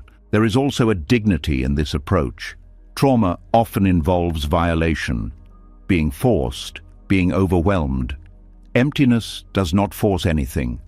It respects the body's pace. It allows release only when the system is ready. This restores a sense of sovereignty. As emptiness becomes more familiar, you may notice that thoughts lose urgency. They still appear, but they do not demand immediate response. This reduces hypervigilance. The nervous system no longer treats every thought as a signal. This change affects sleep. Many people with trauma struggle to rest because thoughts keep looping. As the gaps become more accessible, sleep deepens naturally, not because you control your thoughts, but because the system no longer needs to stay alert. The space between thoughts also changes how you relate to triggers. Triggers do not disappear, but the reaction softens. There is more room between stimulus and response. This room is where choice returns, not forced choice, but natural responsiveness. It is important to emphasize that emptiness does not erase the past. It changes the relationship to it. Memory becomes information, not identity. This reduces shame. Trauma often carries shame, even when logically it does not belong. Emptiness dissolves shame by removing the self-narrative that feeds it. Another healing effect is the restoration of curiosity. Trauma narrows attention. The world feels threatening. In emptiness, attention widens gently. Curiosity returns without effort. You notice small things again: light, sound, movement. This re-engages the parasympathetic nervous system, which supports rest and digestion. This approach also avoids re-traumatization. Many trauma survivors are re-traumatized by aggressive healing methods. Emptiness is inherently non-aggressive. It does not dig. It does not demand. It does not pry. It waits. The space between thoughts becomes a refuge, not because it hides pain, but because it does not amplify it. Pain is allowed, but not dramatized. This is profoundly regulating. Over time, you may notice that your sense of self becomes less rigid. You are not constantly defining yourself through what happened. This does not deny the past. It frees the present. The most subtle and powerful shift is this: safety stops being something you search for. It becomes something you touch again and again in small moments. The space between thoughts is always available. You do not need special conditions. You do not need perfect calm. You only need to stop interfering briefly. This is why emptiness is such an effective refuge from trauma. It works at the level trauma lives, the nervous system. It does not require retelling. It does not require explanation. It simply provides a different experience, repeated until it becomes familiar. As these moments accumulate, the system changes its expectations. The world feels less hostile.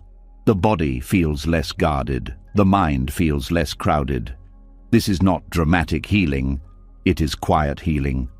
And quiet healing lasts. The space between thoughts does not promise transformation. It offers relief. And relief repeated becomes stability. Stability becomes trust. Trust becomes freedom. And all of it begins in places so small, the mind usually ignores them.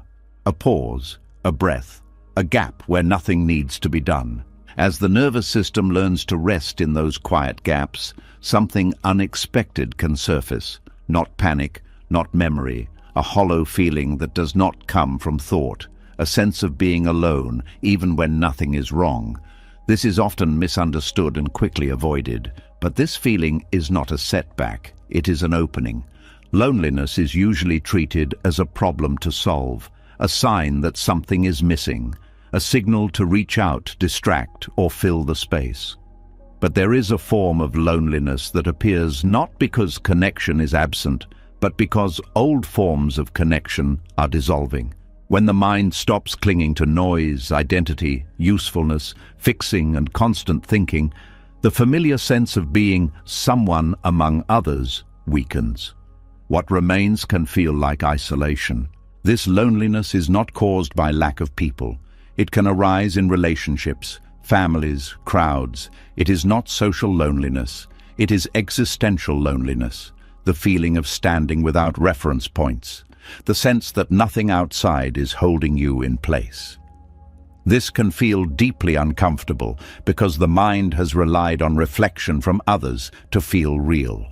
From early life, connection is mirrored. You know yourself by how you are seen, by how you are responded to, by how you are named.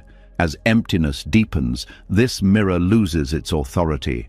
You are no longer constantly checking yourself against others, and without that checking, there can be a feeling of floating alone. This is the loneliness many people fear the most. Not the loneliness of being unloved, but the loneliness of being unanchored. The mind interprets this as abandonment. But something else is happening. The boundary between me and not me is thinning, and before unity is felt, separation feels sharper. Buddhist teachings describe this phase as a necessary passage. When identification with roles, stories, and self-images fades, the old sense of belonging collapses. This belonging was based on similarity, comparison, and recognition. It was conditional. Loneliness arises when those conditions no longer organize experience. The instinctive response is to go back, to reattach, to seek validation, intimacy, or distraction. Sometimes this happens, but when loneliness is allowed to be felt without immediate escape, it begins to change character. It stops being about absence and becomes about openness. At first, loneliness feels like a lack of warmth, a quiet ache, a sense that no one truly knows you. But this ache is not asking for company. It is asking for honesty. It is the feeling of being without the usual filters, without the social self, without the performing self, without the reflected self. Non-dual awareness does not begin with connection. It begins with the collapse of separation. Loneliness marks this collapse. It is the experience of being without the usual boundaries, but not yet recognizing what that boundaryless state actually is. It feels empty because the mind has not learned how to perceive wholeness without objects. In this loneliness, the mind often says, "I am alone." But if you look closely, the I making that statement feels less solid. There is loneliness, but it is not clearly owned. It floats. This is important. It shows that loneliness itself is arising within awareness, not defining awareness. As this becomes clearer, something subtle shifts. You notice that loneliness does not require isolation. It can be present even when connection is available. This reveals that the loneliness is not about others. It is about the self losing its central position. The self has been the organizer of experience. It has been the reference point. When that reference weakens, experience feels uncentered. This uncenteredness feels lonely because there is no someone standing in the middle anymore. But this is also the beginning of non-dual awareness. Non-dual awareness means experience without a central owner, seeing without a seer, hearing without a hearer, living without a separate me supervising life. Before this is recognized as freedom, it feels like loss. Loneliness is the emotional tone of that loss. Many spiritual traditions romanticize unity without acknowledging this phase. They talk about oneness as love and bliss. But before love is felt as universal, the mind must pass through the grief of losing its exclusive identity. Loneliness is that grief. This grief does not come from losing others. It comes from losing the idea that connection depends on separation. The mind has believed that to connect, there must be two, me and you, inside and outside. Loneliness arises when this structure loosens, but the deeper connection has not yet been recognized. If loneliness is resisted, the mind rebuilds separation quickly. It clings to roles. It over-identifies with relationships. It creates drama. It creates dependency. All of this restores a sense of self, but at the cost of depth. When loneliness is allowed, something else emerges. As loneliness is felt without story, it reveals space, wide, quiet, unoccupied space. In this space, awareness is no longer focused on being someone. It begins to include everything. Sounds, sensations, emotions, and others appear within the same field. The sense of over here and over there softens. This is not a dramatic realization. It is often subtle and gradual. The loneliness does not disappear instantly. It becomes transparent. You notice that what felt like isolation is actually openness without preference. Nothing is excluded. Nothing is emphasized. This feels strange at first because the mind is used to prioritizing. From this openness, connection is felt differently. It is no longer about closeness between separate selves. It is about shared presence. You feel connected not because someone understands you, but because you are no longer standing apart from experience. Life feels intimate without effort. This is why isolating experiences often precede profound connection. Isolation strips away distractions. It removes social reinforcement. It forces you to meet awareness without mirrors. This can feel bleak.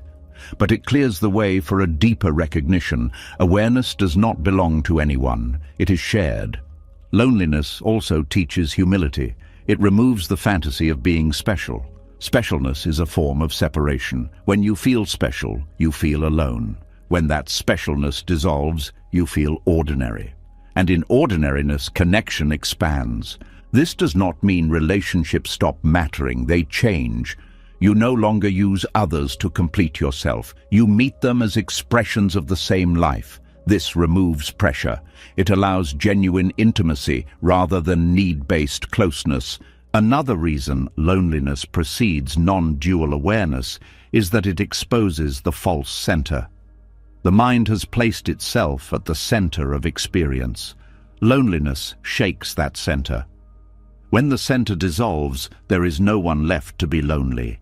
Loneliness fades not because connection is found, but because separation is no longer assumed. This shift often comes with a sense of quiet belonging. Not belonging to a group, but belonging to existence. You feel at home without explanation. This feeling is not emotional in the usual sense. It is steady. It does not fluctuate with mood. Before this belonging is felt, the loneliness can feel raw. The mind may interpret it as failure. Something is wrong with me. I am disconnected. But these interpretations come from the old framework. In truth, the system is reorganizing. Loneliness is also a teacher of compassion.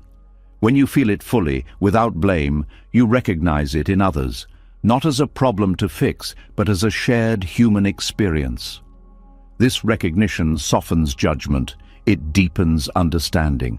In non-dual awareness, compassion does not come from trying to be kind. It comes from seeing that there is no real separation. Others' suffering is not separate from your own. Loneliness, when passed through, opens this seeing. There is also a freedom here from needing to be understood. When you no longer rely on reflection, misunderstanding loses its sting. You do not need others to confirm your experience. This makes connection lighter, more playful, less tense. Loneliness can also reveal the limits of language. Words rely on separation. They point from one to another. In non-dual awareness, experience is immediate.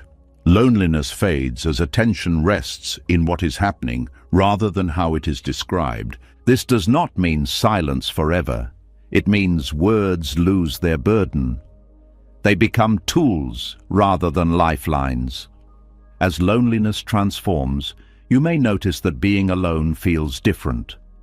Solitude becomes nourishing rather than empty. You enjoy presence without feeling cut off. This is a sign that the system has crossed a threshold. The most isolating experiences often remove all supports. They leave you with nothing to lean on. This can feel cruel, but it also removes false anchors. When nothing holds you, you discover that awareness itself does not need support. This discovery is not intellectual, it is felt. You realize you are not inside life looking out. You are life, appearing as this experience. This realization dissolves loneliness at its root. But again, this does not happen by trying to reach non-dual awareness. It happens by staying honest with loneliness, by not rushing to fill it, by letting it open you rather than close you. Loneliness becomes a gateway because it strips away the familiar and leaves the essential. It removes the noise of relationship dynamics and exposes presence itself. This presence is not yours or mine. It is what everything shares. From here, connection is effortless. You feel close without clinging. You care without fear. You are alone without being lonely. This paradox makes sense only when separation has dissolved. The journey through loneliness is not glamorous. It can feel dull, heavy, or empty, but it is honest, and honesty is the doorway. In the end, loneliness does not disappear because you found someone or something. It disappears because the one who felt separate was never as solid as it seemed. And when that is seen, what remains is not isolation, but quiet belonging with all life. As the sense of separation softens and connection no longer depends on mirrors or closeness, something else begins to lose its grip. The inner voice that explains everything. The habit of turning every feeling into a story. The constant need to know why you feel what you feel. What remains is raw emotion without commentary, and this is where a deeper healing quietly unfolds. Most people do not experience emotions directly. They experience the stories about emotions. Sadness becomes a story about loss. Anger becomes a story about injustice. Fear becomes a story about the future. These stories form instantly, often without awareness. They give emotions meaning, context, and identity, but they also trap emotions in time. Emptiness changes this relationship. When emptiness deepens, emotions still arise, but the mind no longer rushes to explain them. The gap between sensation and interpretation widens. In that gap, emotions are felt as movement rather than messages. This changes everything. Healing does not come from understanding emotions better. It comes from letting them complete themselves without being turned into identity. Emotional storytelling is how the self keeps itself alive. Every story says, "This is happening to me. This means something about me. This confirms who I am." Emptiness weakens this reflex. Without a solid self to defend, stories lose urgency. Emotions arise, peak and dissolve without leaving a narrative trail. This can feel disorienting at first. The mind is used to making sense of feelings. It believes meaning equals safety. When meaning drops away, emotions feel exposed. But this exposure is not dangerous. It is honest. And honesty allows emotions to move freely. Emotions are physical events. They are changes in breath, muscle tone, heart rate, and sensation. Storytelling pulls attention away from the body and into abstraction. Emptiness returns attention to sensation. This grounds emotion in the present moment, where it can be processed naturally. Many people fear that without stories, emotions will overwhelm them. In reality, stories are what make emotions overwhelming. Stories extend emotions into the past and future. They replay them. They justify them. They keep them alive. Without stories, emotions have a natural lifespan. This is why emptiness is so effective in healing emotional pain. It does not analyze. It does not fix. It does not interpret. It allows. Allowing is not passive. It is active presence without interference. And interference is what turns pain into suffering. When emotions are felt without narrative, they lose their personal edge. Sadness is just heaviness. Anger is just heat. Fear is just contraction. These sensations are intense but simple. They move, they change, they end. The suffering comes from my sadness, my anger, my fear. Emptiness dissolves the "my." This does not mean emotions become meaningless. They still inform action, but they no longer define identity.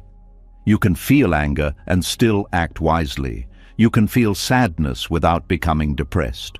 You can feel fear without panic. This is emotional maturity that does not require control. One of the biggest shifts here is the end of emotional justification. The mind often uses emotion to prove something. I feel this way because I was wronged. My pain shows I care. My anger means I'm strong. Emptiness removes the need to prove anything. Emotion no longer has to perform. This is deeply relieving to the nervous system. Emotions no longer need to be amplified to be valid. They can be small, they can be brief, they can pass quietly. This reduces emotional fatigue. Another aspect of emotional storytelling is repetition.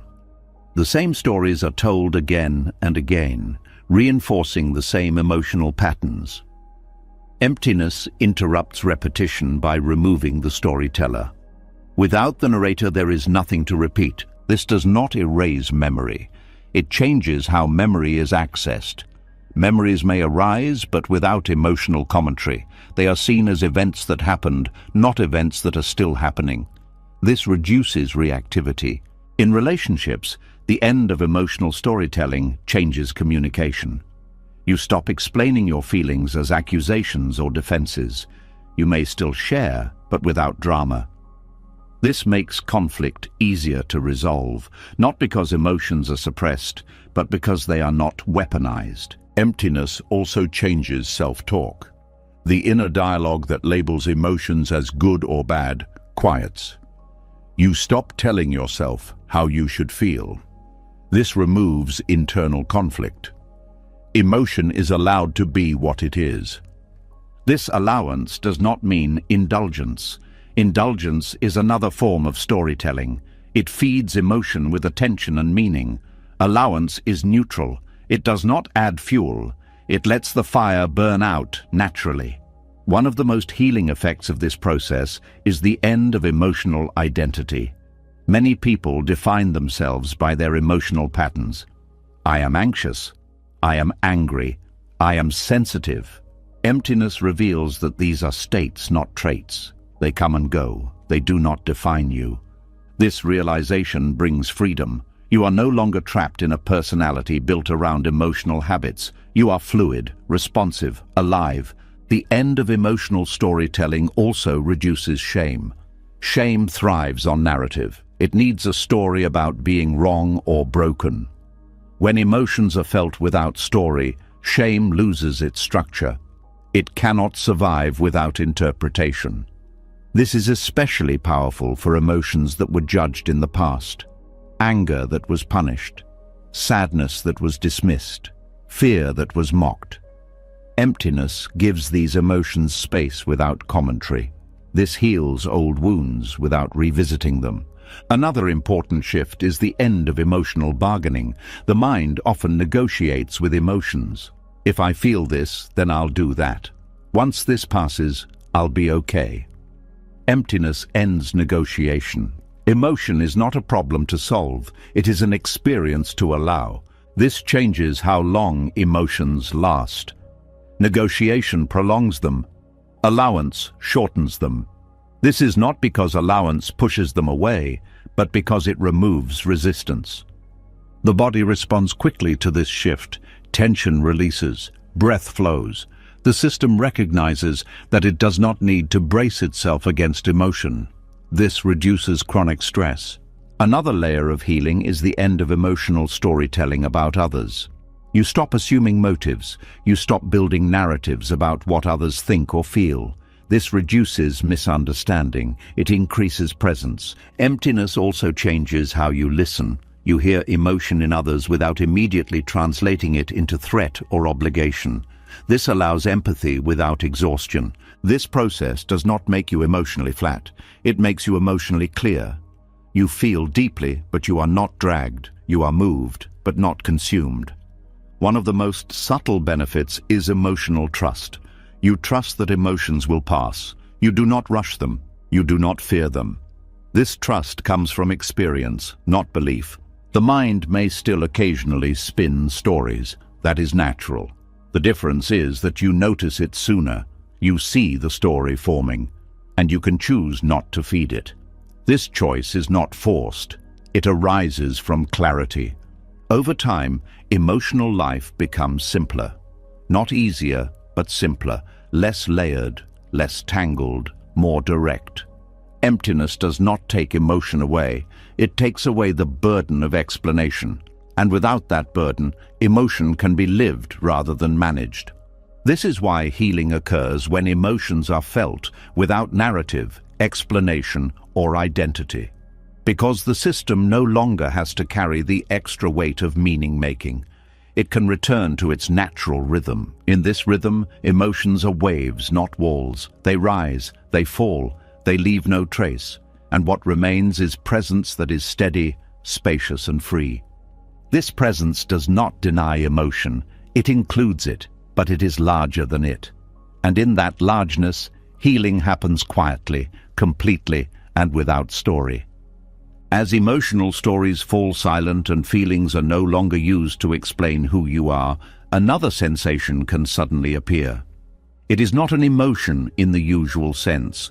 It is a feeling of having nothing to stand on, no inner position, no clear reference point. The mind reaches for something familiar and finds nothing. This moment can feel terrifying, and yet it is one of the most important thresholds there is.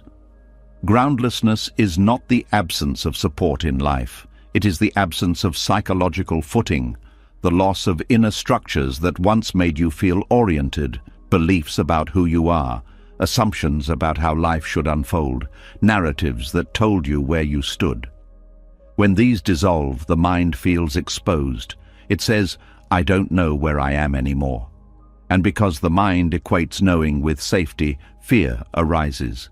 This fear is often mistaken for danger, but groundlessness is not collapse. It is openness without scaffolding. The terror comes from the mind's habit of leaning on certainty, leaning on control, leaning on meaning, leaning on identity. When nothing is available to lean on, the mind panics because it believes it will fall. But what actually happens is different. There is no falling because there is no edge. In Buddhist understanding, groundlessness is not a mistake. It is a direct encounter with reality as it is. Reality does not offer fixed ground. Everything changes, everything moves, everything arises and passes. Psychological ground is a construction built to make this movement tolerable. When that construction dissolves, the mind feels naked. The terror of groundlessness is the terror of not being able to predict yourself. You no longer know how you will feel tomorrow. You no longer know what identity will be relevant. You no longer know what belief will hold. The mind prefers even painful certainty over this openness. This is why people return to old patterns, even after insight. Familiar suffering feels safer than unfamiliar freedom. Groundlessness also threatens the idea of progress. Without a clear inner position, the mind cannot measure where it is. It cannot say, "I am getting better." This can feel deeply unsettling for anyone who has relied on self-development as orientation. When there is no psychological ground, there is no ladder, and without a ladder, the mind does not know how to move. But groundlessness does not mean chaos. It means responsiveness. When you are not anchored to fixed positions, you respond to what is happening rather than reacting from habit. This is a different kind of stability. Not stability from holding still, but stability from flexibility. The terror comes from misunderstanding stability. The mind believes stability means something solid underneath, a belief, a role, a self-concept. But solid things break, they crack under pressure. Groundlessness reveals a different stability, one that does not depend on anything staying the same. This is why people often feel anxiety when psychological ground drops away. Anxiety is the nervous system searching for footing. It scans for threat because threat is familiar. In the absence of threat, the system does not know how to relax. This is not because something is wrong, but because the system has not yet learned that openness can be safe. Groundlessness is often triggered by life events: loss, illness, failure, sudden change, moments where old identities stop working. These events strip away assumptions. They remove the illusion of control. And while this can feel cruel, it is also clarifying. Life shows you that what you were standing on was never solid. When groundlessness appears on the inner path, it can feel even more intense. You may feel like you are dissolving, like you no longer recognize yourself, like your old motivations no longer apply. This can bring grief, grief for the self you thought you were, grief for the certainty you once had. This grief is not weakness, it is honesty. The mind often tries to resolve groundlessness by rebuilding ground quickly.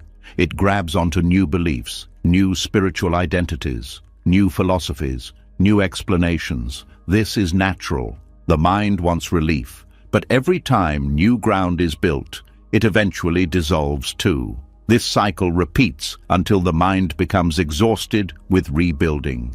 Exhaustion is an ally here. When the mind is too tired to construct another identity, groundlessness can be stayed with, not analyzed, not fixed, simply endured. And in this endurance, something unexpected happens. The fear does not destroy you, the openness does not swallow you, life continues. This is when the deeper freedom reveals itself. You begin to see that groundlessness does not remove functioning. You still make decisions, you still respond, you still care. What disappears is the belief that you must stand on something in order to live. True stability is not about holding a position, it is about not needing one. When you stop requiring inner certainty, you stop fighting uncertainty. This reduces friction. Life flows with less resistance. Groundlessness also ends in a rigidity. Without a fixed ground, you are less defensive. You do not need to protect an image. You do not need to defend a belief. This makes interaction lighter. Conflict loses its charge. You can listen without preparing a stance. Another hidden freedom in groundlessness is creativity. When you are not anchored to who you are, new responses become possible. You are not limited by past definitions. You can act freshly. This freshness is stability in motion. Groundlessness also exposes how much fear was generated by trying to be secure. The constant effort to feel safe creates tension. When you stop trying to secure yourself psychologically, that tension dissolves. The nervous system begins to trust adaptability rather than control. From a Buddhist view, this is closely related to impermanence. Everything changes. When you align with this truth, you stop fighting it. Groundlessness is alignment with impermanence at the psychological level. It feels terrifying because it removes the fantasy of permanence. But once that fantasy is gone, you stop being disappointed by change. The freedom concealed in groundlessness is the freedom from self-definition. You are no longer bound by past decisions or future expectations. You can respond to life as it unfolds. This responsiveness is intelligent, it is sensitive, it is not random. Groundlessness also heals shame. Shame relies on a fixed self that can be judged. When the self is seen as fluid, shame loses its anchor. You still learn from mistakes, but without self-condemnation. Another aspect of freedom here is trust. Not blind trust, but lived trust. Trust that you can meet what arises. Trust that you do not need to know everything in advance. Trust that awareness itself is sufficient. This trust grows slowly. Each time you face groundlessness and survive, confidence builds. Not confidence in identity, but confidence in presence.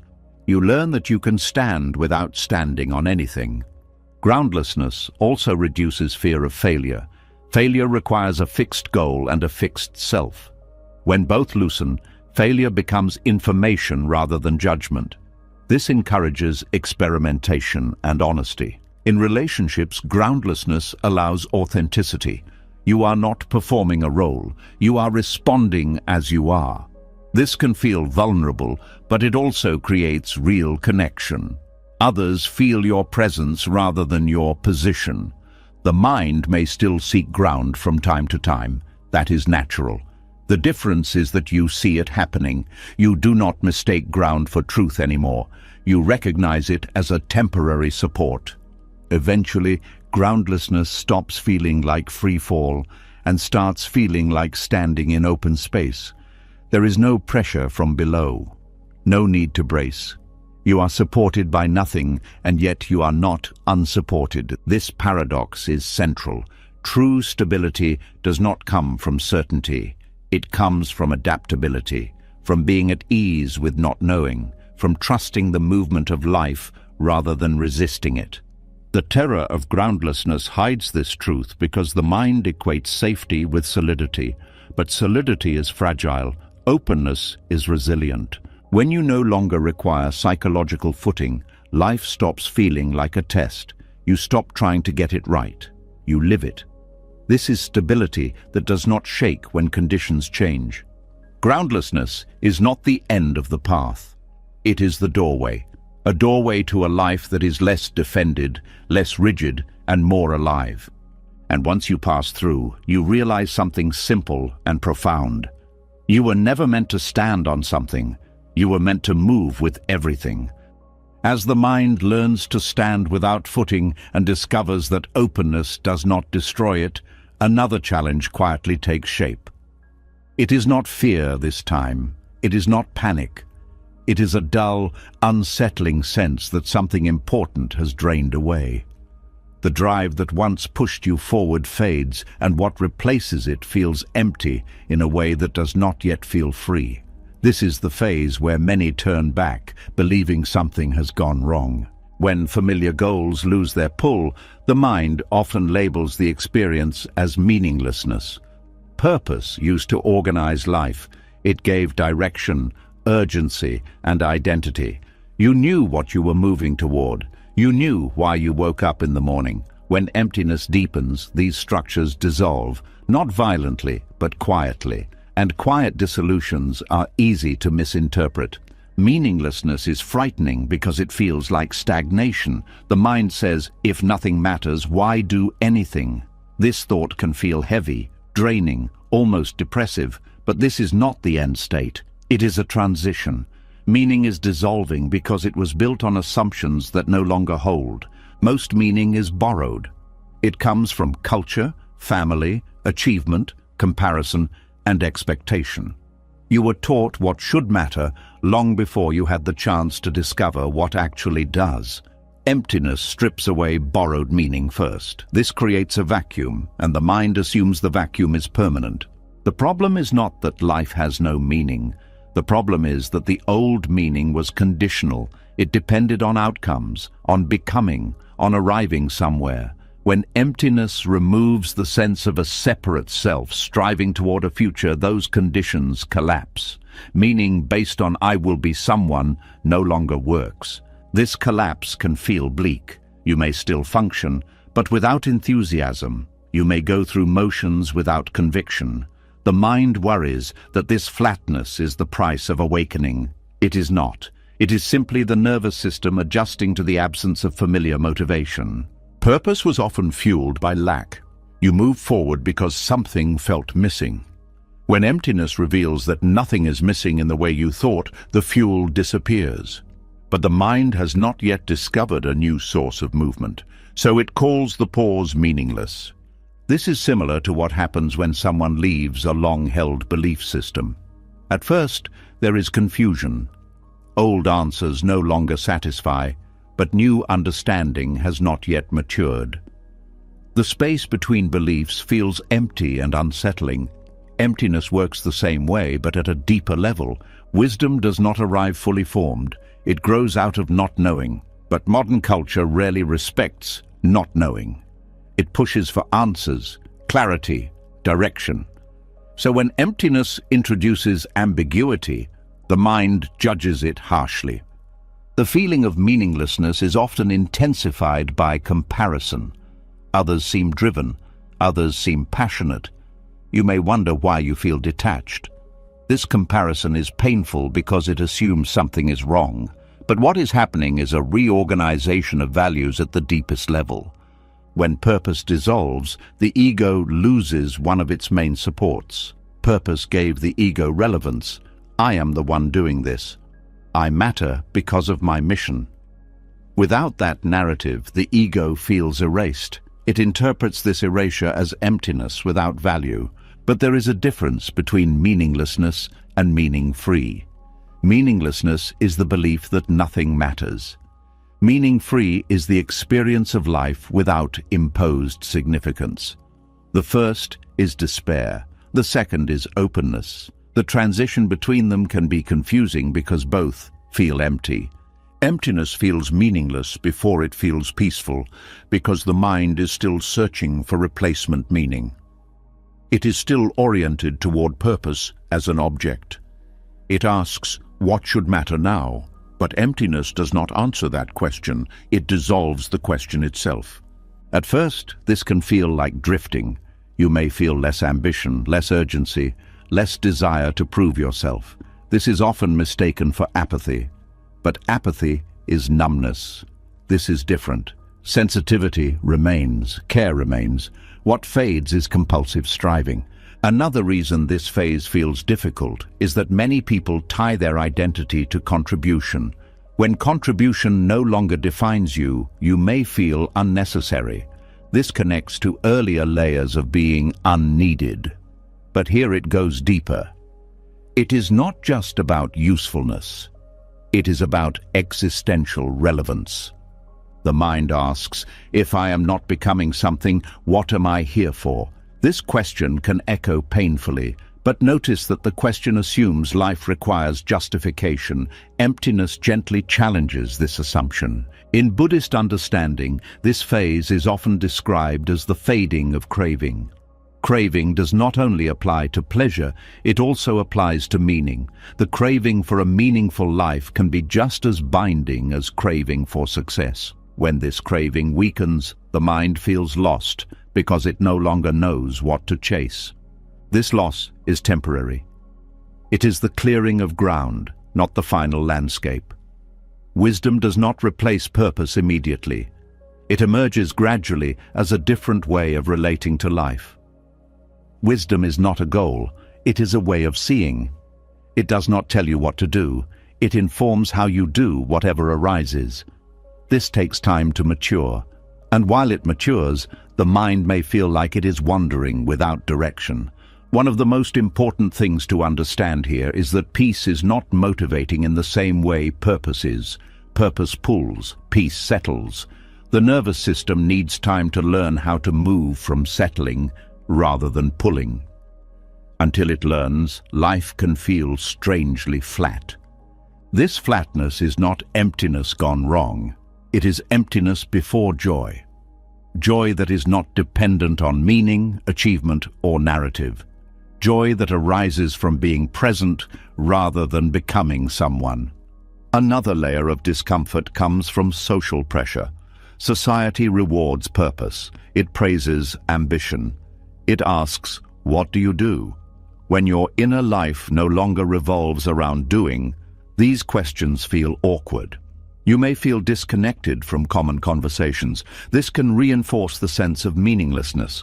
But as this phase deepens, something subtle begins to shift. You notice moments of quiet satisfaction that do not relate to goals. A simple task feels complete without evaluation. A moment of rest feels full without explanation. These moments are easy to dismiss because they do not fit old definitions of meaning. Over time, these moments accumulate. The nervous system begins to recognize a different form of fulfillment. Not excitement, not purpose-driven satisfaction, a calm sense of rightness. This is the beginning of peace. Peace does not announce itself. It does not come with fireworks.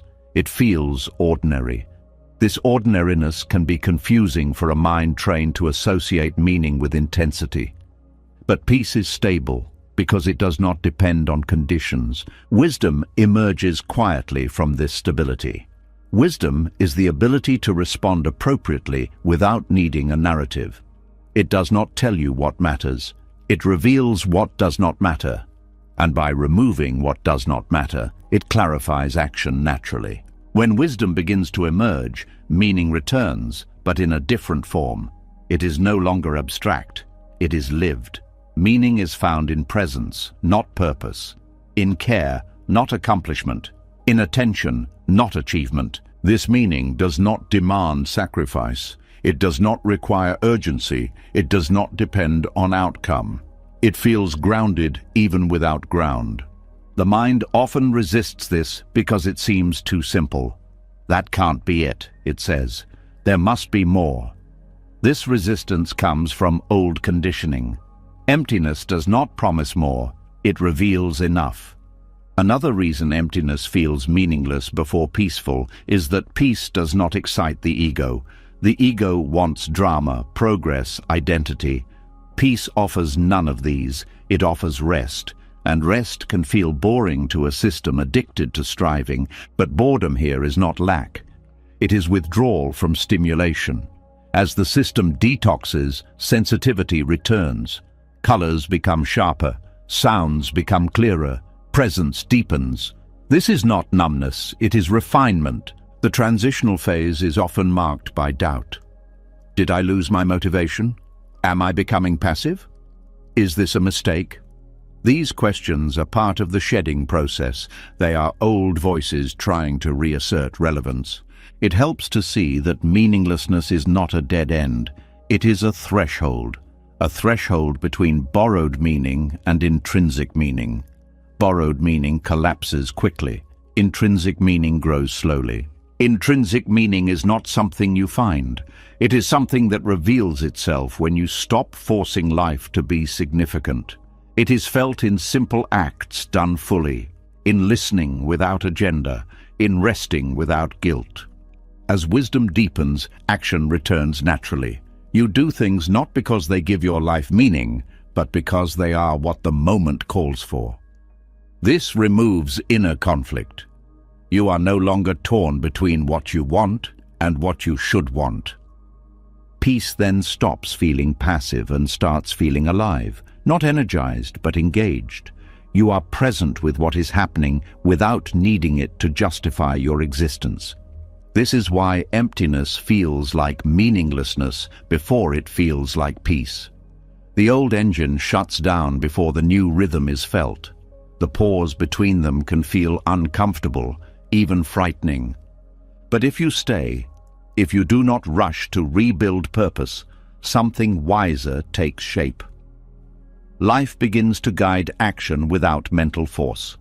Values become embodied rather than conceptual. You do not think about meaning, you live it. In this way, wisdom emerges not as an answer, but as clarity, not as purpose, but as presence. And presence turns out to be enough.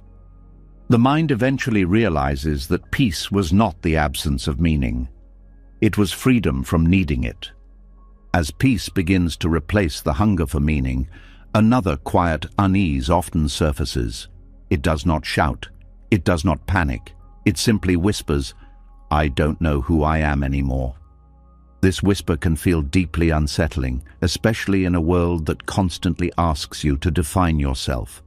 Yet this moment is not a breakdown. It is an opening. Not knowing who you are feels uncomfortable because identity has been your map. It told you how to act, what to value, and where you belonged. When purpose dissolved, identity often went with it. Roles that once felt natural now feel thin. Labels that once fit feel loose. The mind looks for something solid to point to and finds only space. This is often mistaken for a personal crisis. Identity confusion is usually framed as something to fix quickly. Choose a direction, pick a label, commit to a version of yourself. But this urgency comes from fear, not wisdom.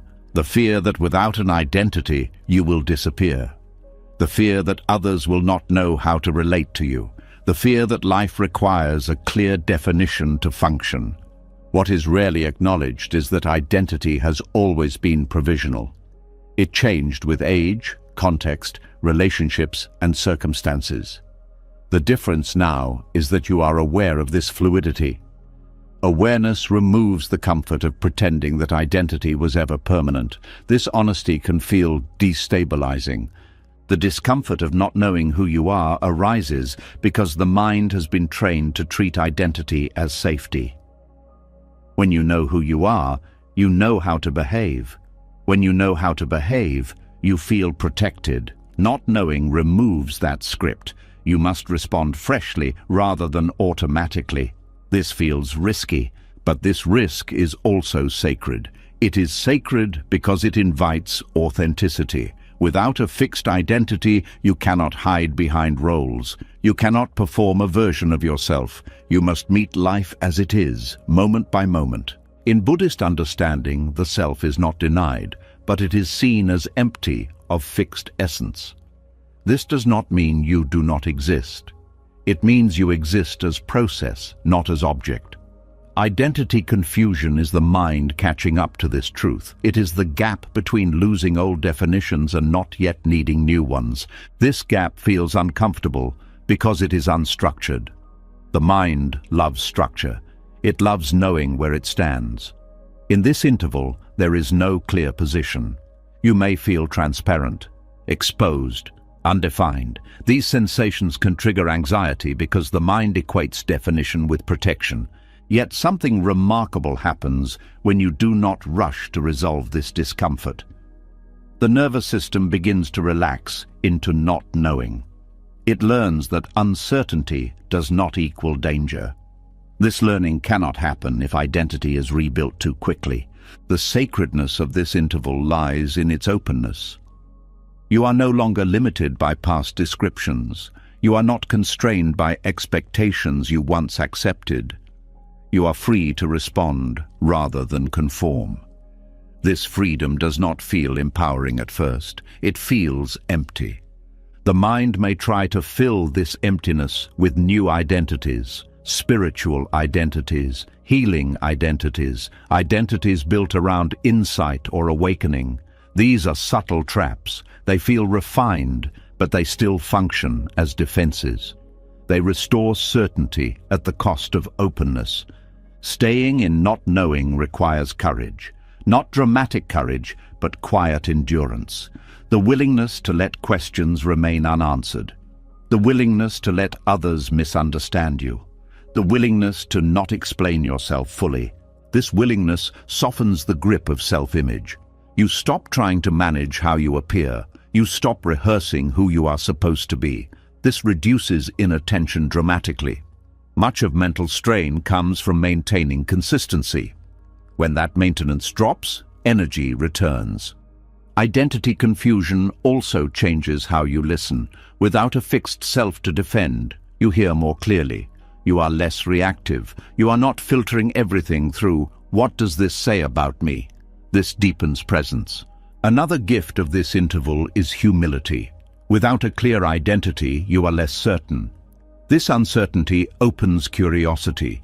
You are more open to learning, more open to being wrong, more open to change. This humility is not self-doubt. It is flexibility. It allows growth without self-violence. You are no longer forcing yourself into shapes that do not fit.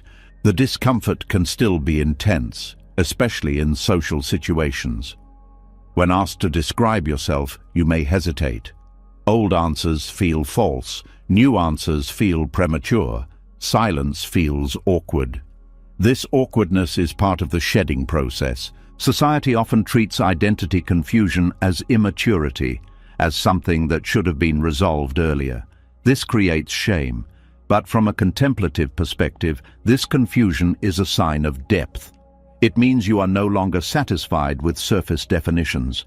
Identity confusion also reveals how much of your sense of self came from contrast. You knew who you were by knowing who you were not. Emptiness dissolves this contrast. Without comparison, identity loses shape. This loss of shape allows compassion to grow. When you no longer define yourself rigidly, you stop defining others rigidly. You see people as processes, not categories. This softens judgment. The sacred interval of not knowing also heals perfectionism. Perfectionism relies on a fixed ideal self. When identity is fluid, ideals lose authority. You stop measuring yourself against imaginary standards. This does not mean you stop caring. It means care becomes contextual rather than absolute. You respond to what is needed rather than what fits an image. Another subtle shift occurs around memory. You stop using the past as a reference point for who you are. Memories remain, but they are no longer evidence. This frees you from repeating old roles. Future planning also changes. You still plan, but without using plans to define yourself. Plans become practical rather than existential. This reduces anxiety about getting life right. The sacredness of this interval is often overlooked because it does not look productive. Nothing is being built, nothing is being achieved, but something essential is happening. The system is recalibrating. Identity confusion is like soil resting between crops. It looks empty, but it is restoring nutrients. If you rush to plant something new too quickly, the soil weakens. If you allow rest, future growth is healthier. This interval also reveals how much identity was tied to pain. Many people unknowingly organize their sense of self around wounds. I am the one who suffered. I am the one who survived. When identity loosens, these stories lose centrality. This can feel like losing legitimacy, but it also frees energy. Not knowing who you are allows pain to be part of experience rather than the core of identity. This is deeply healing. There is also a quiet joy hidden here. Without a fixed identity, moments are experienced more directly. You laugh without wondering what it says about you. You cry without labeling yourself emotional. You act without self-consciousness. This simplicity feels fresh. The mind may still try to resolve the interval by asking, so who am I really? This question assumes there is a final answer. Buddhist insight suggests there is not. There is only ongoing appearance. When this is seen, the question relaxes. You stop needing an answer. Life becomes the answer, moment by moment. Identity confusion becomes sacred when it is honored rather than rushed, when you see it as a rite of passage rather than a flaw. Many spiritual traditions recognize this phase as essential. It strips away false certainties so deeper truth can emerge. This truth is not an identity. It is presence. Presence does not need definition. It is what allows definitions to appear and disappear. As this becomes clearer, discomfort softens. Not knowing becomes tolerable, then neutral, then freeing. You realize you can function without a clear self-image. You can relate without a script. You can live without a label. This does not make you vague, it makes you responsive. You become who the moment requires, without internal conflict. The sacred interval eventually reveals that identity was never something you had to find. It was something you were constantly recreating. When recreation stops, what remains is awareness itself. This awareness is not confused. It does not ask who it is. It simply is. And resting here, even briefly, brings a deep sense of relief. The discomfort of not knowing who you are fades when you see that not knowing is not absence, it is openness, it is life before it is named, and in that unnamed space, something essential is finally allowed to breathe. As the need to define yourself loosens and identity no longer demands an answer, another habit quietly loses its fuel. The constant measuring, the silent scanning of others' lives, the background question of, how do I compare? When the self is no longer solid, comparison begins to fall apart. And with it, a deep and often lifelong source of suffering starts to dissolve. Chronic comparison is exhausting because it never ends. There is always someone ahead, someone behind, someone doing better, someone doing worse. The mind treats life like a scoreboard. Even when nothing is wrong, it searches for ranking. This habit does not come from arrogance or insecurity alone. It comes from self-reference. The belief that there is a fixed me whose value must be located in relation to others. When identity confusion becomes tolerable, self-reference weakens. You are no longer constantly asking, who am I? And because of that, the next question, how do I measure up, loses urgency. Comparison needs a stable self to compare. Emptiness removes that stability. Envy is not about wanting what others have. It is about wanting to be someone else. It arises when the mind believes identity is limited. When someone else appears happier, more successful, more fulfilled, the mind assumes they possess something you lack. This assumption depends on the idea that happiness, success, or worth are objects that can be owned. Emptiness reveals that experience is not owned, it arises, it passes. No one possesses a permanent advantage. This insight does not come from positive thinking. It comes from seeing how unstable identity actually is. Chronic comparison is reinforced by stories. Stories about progress, stories about timelines, stories about where you should be by now. These stories are internalized early and rarely questioned. Emptiness interrupts storytelling by dissolving the narrator. Without a strong narrator, stories lose momentum. The collapse of self-reference means there is no central point from which to compare. Experience still happens. You still see others' achievements or struggles, but they no longer translate into personal judgment. You notice without internal commentary. This does not make you indifferent. It makes you clear. You can appreciate others without diminishing yourself. You can acknowledge difference without turning it into hierarchy. One of the most painful aspects of comparison is inadequacy. The sense that you are behind, that you missed something, that others figured life out and you did not. This pain is rooted in a false timeline. The mind assumes there is a correct pace for becoming someone. Emptiness removes the idea of becoming someone. Without that project, there is no timeline to fall behind on. Life is no longer a race toward an imagined finish line.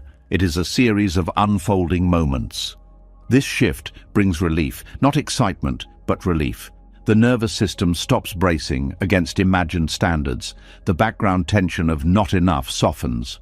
Comparison also thrives on visibility. Social exposure magnifies it. You see curated lives and assume completeness. Emptiness changes how perception works. You see appearances without believing them. You recognize that what is shown is partial, contextual, and fleeting. More importantly, you stop using others as mirrors. Without a fixed self-image, you no longer need reflection to know who you are. This removes the reflex to scan others for clues about your own worth. From a Buddhist perspective, comparison is rooted in ignorance of emptiness. Ignorance here does not mean stupidity. It means misperception. The belief that there is a separate self that can be improved, ranked, or perfected. When this belief collapses, comparison collapses with it. This collapse is not an act of will. You cannot decide to stop comparing. Trying to stop comparison is just another comparison. Emptiness works because it removes the structure that comparison depends on. Another important aspect is the end of internal competition. Many people compete with themselves constantly. They compare their present self to an imagined ideal. This internal comparison is just as draining as external comparison. When self-reference dissolves, the ideal self loses authority. You no longer measure yourself against who you think you should be. This reduces self-criticism dramatically. The end of chronic comparison also changes motivation. Without comparison, you may fear losing drive, but what actually happens is a shift in energy. Motivation becomes intrinsic. You do things because they matter to the moment, not because they improve your rank. This intrinsic motivation is sustainable. It does not depend on outperforming others. It does not require constant validation. It feels quieter, but more stable. Emptiness also heals comparison by revealing shared humanity. When identity is fluid, differences feel less absolute. You see others as variations of the same process. This reduces envy and increases empathy. Another subtle effect is gratitude without contrast. Gratitude no longer depends on being better off than someone else. It arises from direct experience. This form of gratitude is not moral. It is natural. Inadequacy often hides behind achievement. People overwork, overachieve, and overperform to escape comparison. Emptiness removes the need for escape. You are no longer running from a sense of lack, because lack is seen as a construct. This does not make you passive, it makes you honest. You can acknowledge strengths and limitations without turning them into identity. You can grow without self-rejection. Comparison also fuels anxiety, the fear of falling behind, the fear of missing out. Emptiness calms this fear by removing the reference point. There is no behind, there is only now.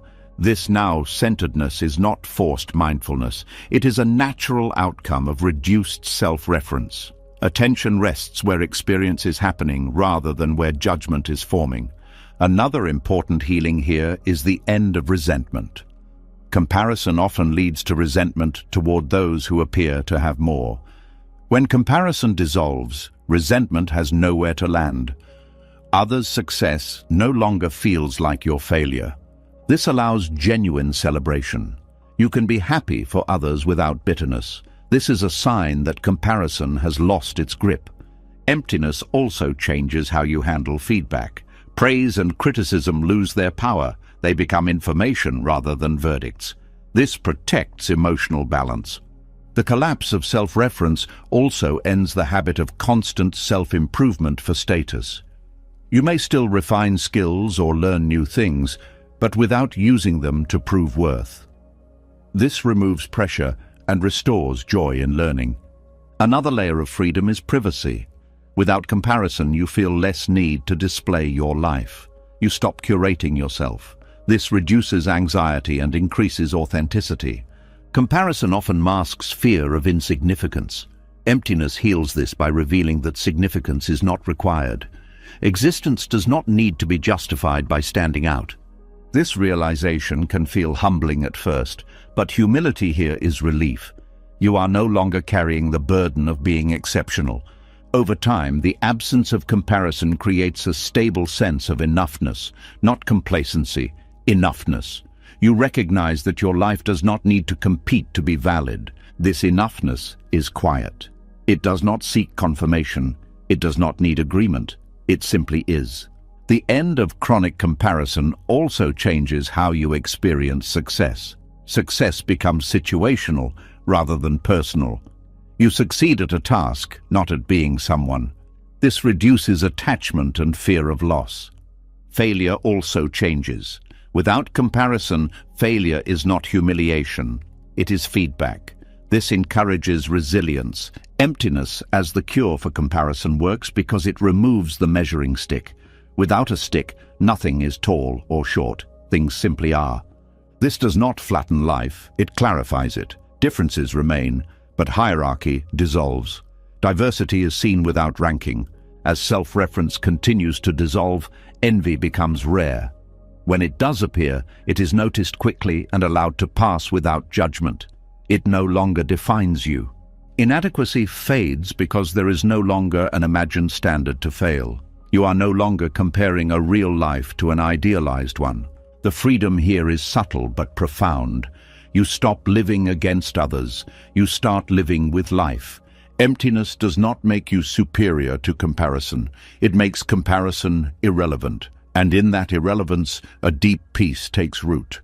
You realize that you were never behind. You were never ahead. You were always here, and here turns out to be enough.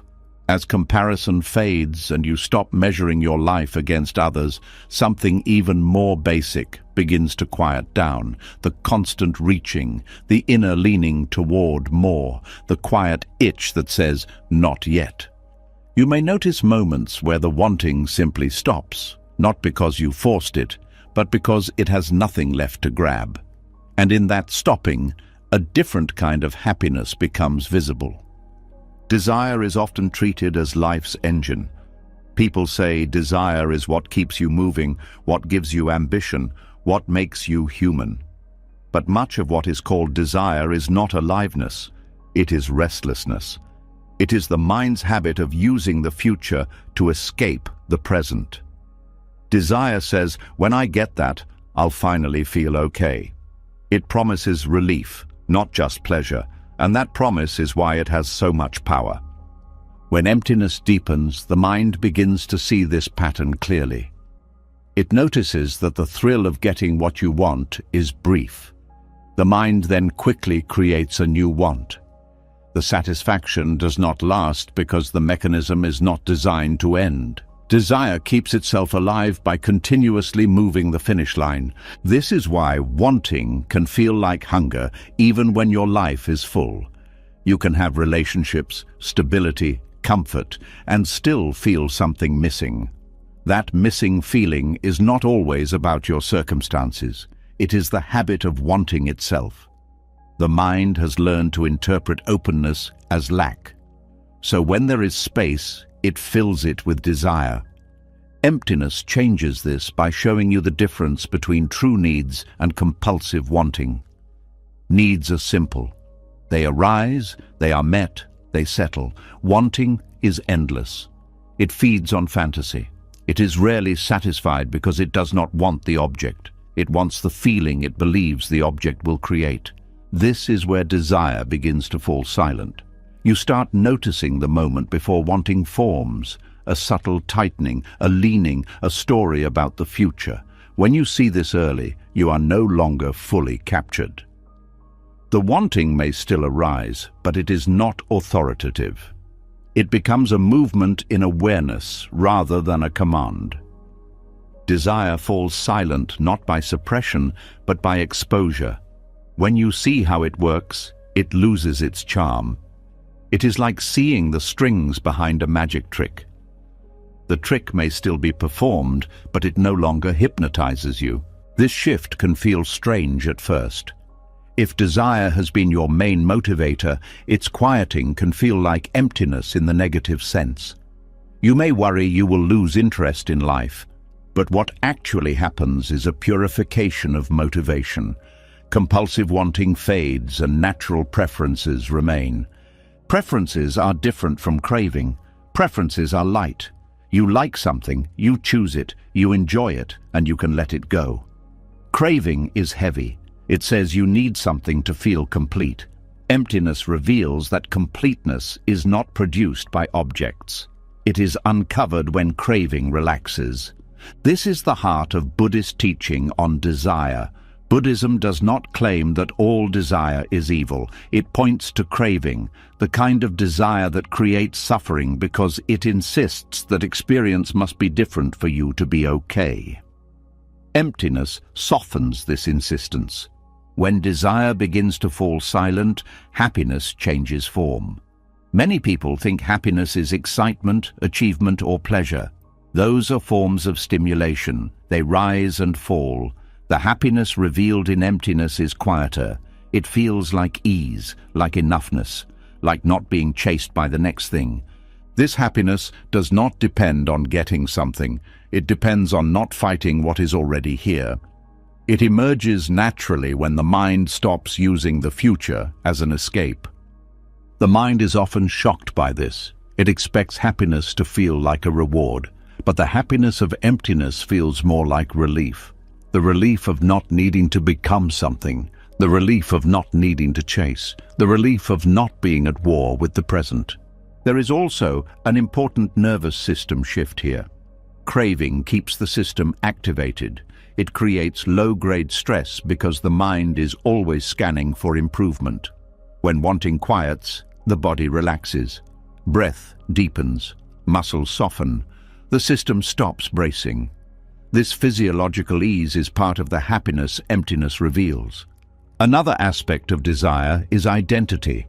Many wants are not about the object, but about the self-image attached to it. Wanting success, status, beauty, recognition, or even spiritual progress is often wanting a different identity. When identity has already loosened through emptiness, desire loses one of its main roots. You no longer need the object to be someone, so the object loses its emotional charge.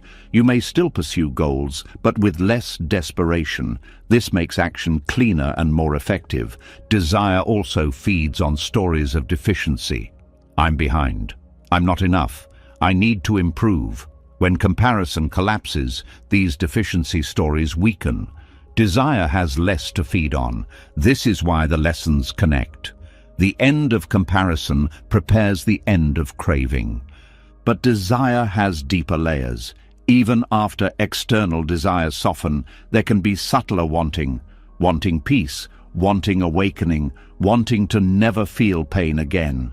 These desires can be more deceptive because they sound noble. Yet they still carry the same structure. I am not okay now, but I will be okay later. Emptiness reveals this structure gently. It shows that even the desire for peace can become a source of unrest if it is used to reject the present. True peace is not achieved by wanting it. It is revealed by releasing the demand for experience to change. This does not mean you stop growing. It means growth is no longer a rejection of now. You can learn and evolve without treating the current moment as a problem. When desire falls silent, the senses become clearer. Craving dulls perception because it is always looking past the present. It uses the present as a stepping stone. Without craving, the present is fully tasted. Food tastes richer, music feels deeper, a simple walk feels complete. This is not because life changed, but because attention returned. This is a kind of happiness many people have forgotten. They live in pursuit and miss the texture of actual experience. Emptiness restores texture. Another shift is contentment without complacency. Contentment means you are at ease with what is. Complacency means you do not care. The mind often confuses the two because it equates caring with craving. But you can care without craving. You can act from love rather than lack. This is a crucial point. When wanting quiets, love becomes clearer. Many people confuse love with need. They love in a tight way, holding, demanding, fearing loss. Emptiness softens this. Love becomes spacious. It does not need possession. It does not need constant reassurance. This is happiness too, a happiness that comes from connection without craving. Desire also affects time. Craving pulls you into the future. Regret pulls you into the past. When craving quiets, time feels less heavy. The present becomes less of a tunnel and more of a home. This is not mystical. It is a shift in attention. The mind may still produce wants, especially under stress. This is normal. Emptiness does not eliminate desire permanently. It changes your relationship to it. You no longer take every want as truth. You can let a desire arise and pass without obeying it. This is freedom. Not the freedom to get everything you want, but the freedom from being controlled by wanting. This freedom is more valuable than any object because it cannot be taken away by circumstances. Another subtle aspect is gratitude without grasping. You appreciate what you have without needing it to guarantee happiness. This reduces fear of loss. Fear of loss is a major driver of desire. The mind wants to secure good feelings by securing objects. Emptiness reveals that security does not come from possession. It comes from non-clinging. This does not mean you stop enjoying comfort or beauty. It means enjoyment becomes lighter. You can enjoy without fear. You can lose without collapse. This is deep happiness. In Buddhist language, this is the movement from craving to equanimity. Equanimity is not coldness. It is balance. It is the ability to experience pleasure and pain without being thrown. When desire falls silent, equanimity becomes possible. This silence is not forced silence. It is a natural quieting that happens when the mind sees the cost of craving. Craving is expensive. It costs peace. It costs presence. It costs satisfaction. Once this is seen, the mind begins to let go. And in letting go, happiness appears not as a prize, but as what was there underneath the reaching, like a calm lake revealed when wind stops. The space where desire falls silent is not empty of life. It is full of life without hunger, full without needing more. This fullness is not excitement, it is quiet richness. This is why emptiness reveals happiness that does not arise from wanting, because wanting was never the source of happiness. Wanting was the movement away from it. When wanting ends, even briefly, you taste something the world rarely talks about. Happiness without pursuit, peace without achievement. A simple sense that this moment is enough. And once you taste it, the old chase begins to look less convincing. Not because you became detached, but because you finally met the kind of happiness that does not disappear the moment you get what you want. As desire quiets and happiness no longer depends on chasing, something unexpected can arise. Instead of relief, there may be resistance, a subtle unease when nothing is pulling you forward, a discomfort when there is nothing to fix, nothing to want, nothing to pursue. You finally have space to rest, and the mind does not trust it. The mind fears rest more than pain because pain is familiar. Pain gives the self something to hold on to. It provides structure, identity, and movement. Rest removes all three. When the mind rests, it loses its job, and a mind without a job feels threatened. For many people, suffering has become a home, not because they enjoy it, but because it is known. Anxiety, worry, overthinking, and self-criticism create a constant hum. That hum defines the sense of self. I am the one who struggles. I am the one who worries. I am the one who tries. When rest appears, this identity has nowhere to stand. Stillness feels dangerous because it interrupts habitual suffering patterns. These patterns are not random. They are rehearsed, repeated, reinforced over years. The nervous system has learned to stay activated. It equates activation with safety. Rest feels like letting your guard down in a world that taught you to stay alert. Pain keeps the system engaged. It creates urgency. It gives meaning to effort. Rest does the opposite. It asks nothing.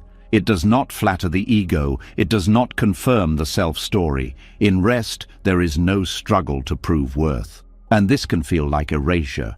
The mind often prefers pain because pain confirms existence. I hurt, therefore I am. This may sound extreme, but at a deep level, discomfort reassures the mind that it is alive and relevant. Rest threatens this relevance. It feels like fading. This is why people often sabotage rest. They sit down and suddenly remember something urgent. They lie in bed and their mind races. They take a break and feel guilty. These are not accidents. They are defense mechanisms. The mind is protecting its identity. From a Buddhist perspective, this is clinging to suffering. Not because suffering is pleasant, but because it is known. The self has been built around effort, tension, and striving. Stillness threatens to dissolve that construction. Rest also removes distraction. Without activity, the mind cannot avoid itself.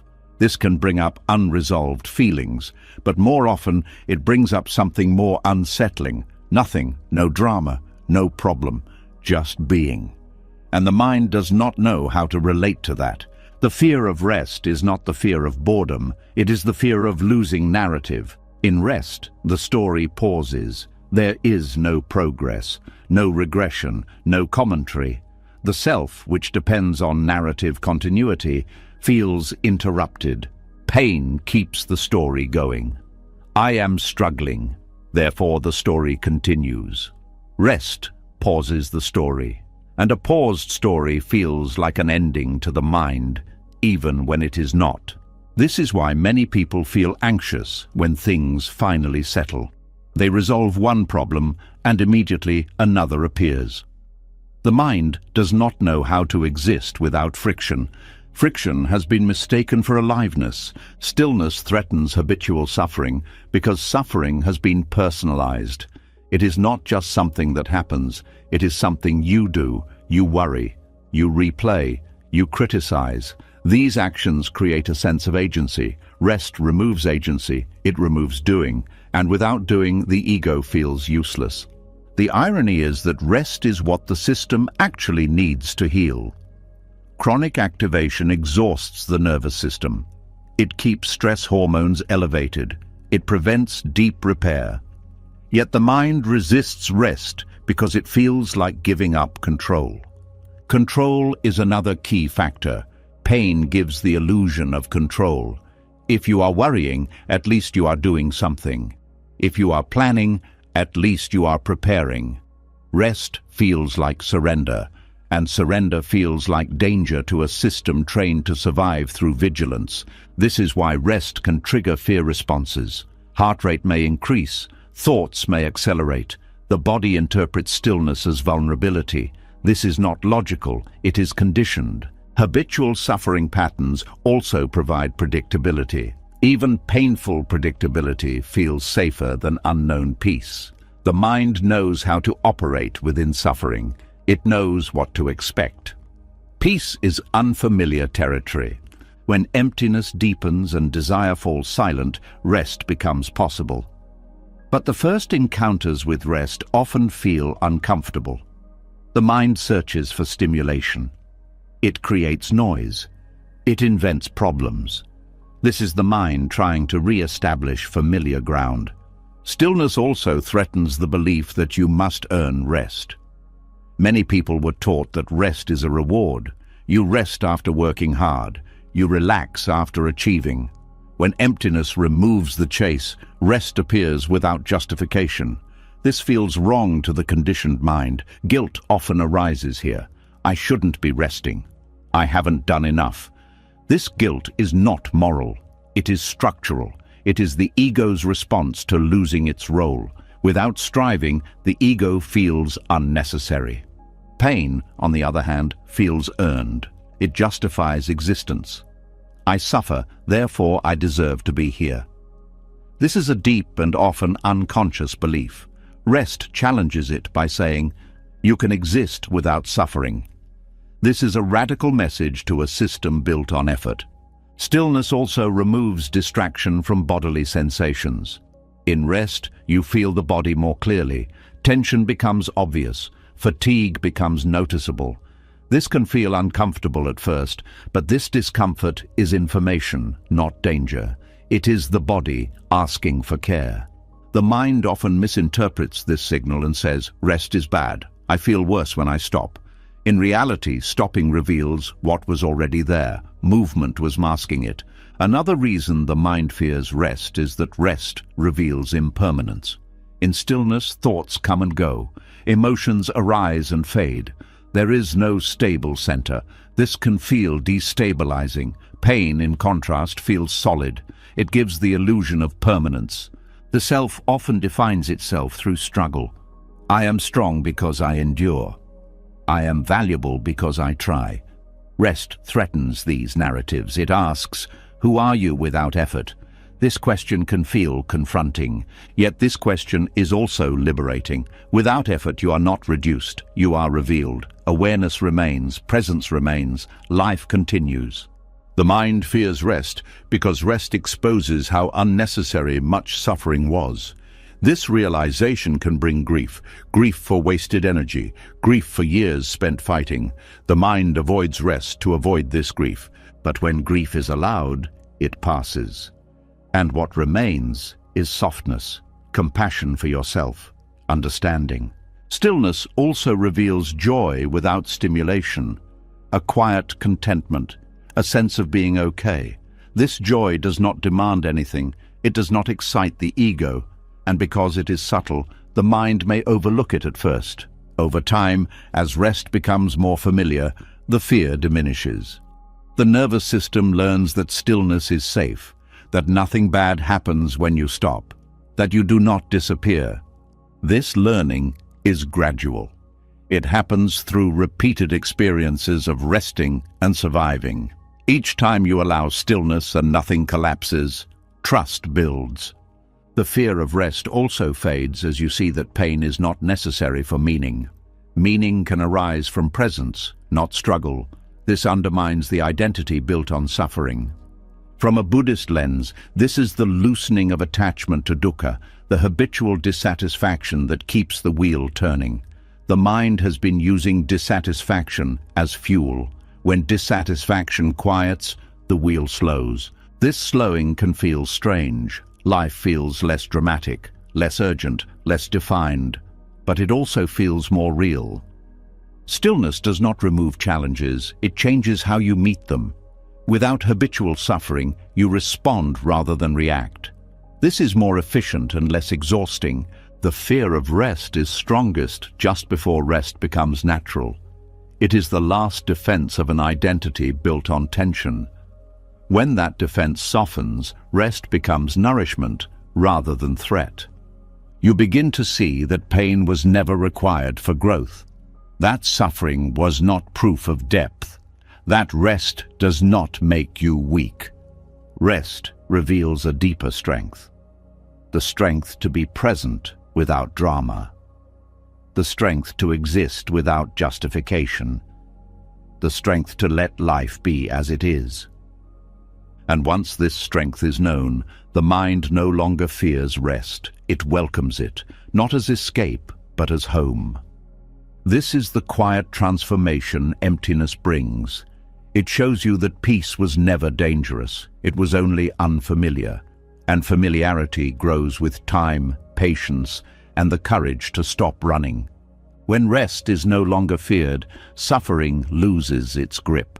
The self no longer needs pain to feel real, and life unfolds with less resistance, more ease, and a deeper sense of truth. As rest becomes less threatening and the mind no longer needs pain to feel real, another subtle drive begins to lose its force. It does not vanish suddenly. It softens. The drive to become awakened, the urge to arrive at a higher state, the quiet ambition to be more evolved, more aware, more complete than before. What remains when even this falls away is often unexpected. Spiritual ambition usually begins with sincerity, a genuine wish to be free from suffering, a longing for truth, a desire to live with clarity and peace. But over time, this sincerity can quietly turn into striving. Awakening becomes a future achievement. Insight becomes something to accumulate. Practice becomes a way to improve the self. And without noticing, the ego finds a new job. The ego does not disappear when you turn toward spirituality. It adapts. It takes on refined language. It learns new values. It replaces worldly success with spiritual success. Instead of chasing money or status, it chases enlightenment, purity, or depth. The structure is the same, only the object changes. Emptiness begins to dismantle this structure gently. It reveals that spiritual ambition carries the same tension as any other ambition, the same sense of lack, the same postponement of peace. I will be okay once I awaken. I will rest once I understand. This keeps awakening safely out of reach, always in the future. This is why many people feel restless even after years of practice. They have insight, discipline, and knowledge, yet something still feels incomplete. The incompleteness is not a failure. It is the signal that striving has reached its limit. When emptiness deepens, the question, "How do I awaken?" begins to feel strange. Not because it is wrong, but because it assumes awakening is not already present. The mind starts to see that every effort to reach awakening is happening within awareness itself. Nothing is outside it. This realization does not come as a dramatic insight. It often arrives as fatigue, a weariness with seeking, a sense that chasing clarity is creating tension rather than dissolving it. This weariness is not apathy. It is wisdom beginning to emerge. Spiritual ambition relies on comparison, comparing your state to an imagined ideal, comparing your insight to others, comparing your calm to someone else's depth. Emptiness collapses comparison by collapsing self-reference. Without a solid self, there is no one to advance or lag behind. This collapse can feel disorienting. You may wonder if you are losing direction, if you are becoming complacent. But what is actually happening is a shift from effort-based awakening to recognition-based awakening. Recognition does not strive. It notices. It sees that awareness is already here, already open, already functioning. Nothing needs to be added. Nothing needs to be removed. The practices that once felt essential become optional supports rather than ladders. This does not mean practice stops. It means practice changes character. It is no longer driven by ambition. It becomes an expression of curiosity, care, or enjoyment. Meditation is no longer a means to an end. It is simply sitting. Inquiry is no longer about reaching an answer. It is about staying honest. The end of spiritual ambition also ends spiritual anxiety. The fear of doing it wrong, the worry about stagnation, the concern about missing something. These fears come from treating awakening as an achievement. When awakening is seen as a natural state, these fears lose ground. A natural state does not mean a permanent mood. It means a baseline of openness that allows all moods. Awakening is not constant bliss. It is the absence of resistance to experience. This absence does not need to be maintained. It is what happens when maintenance stops.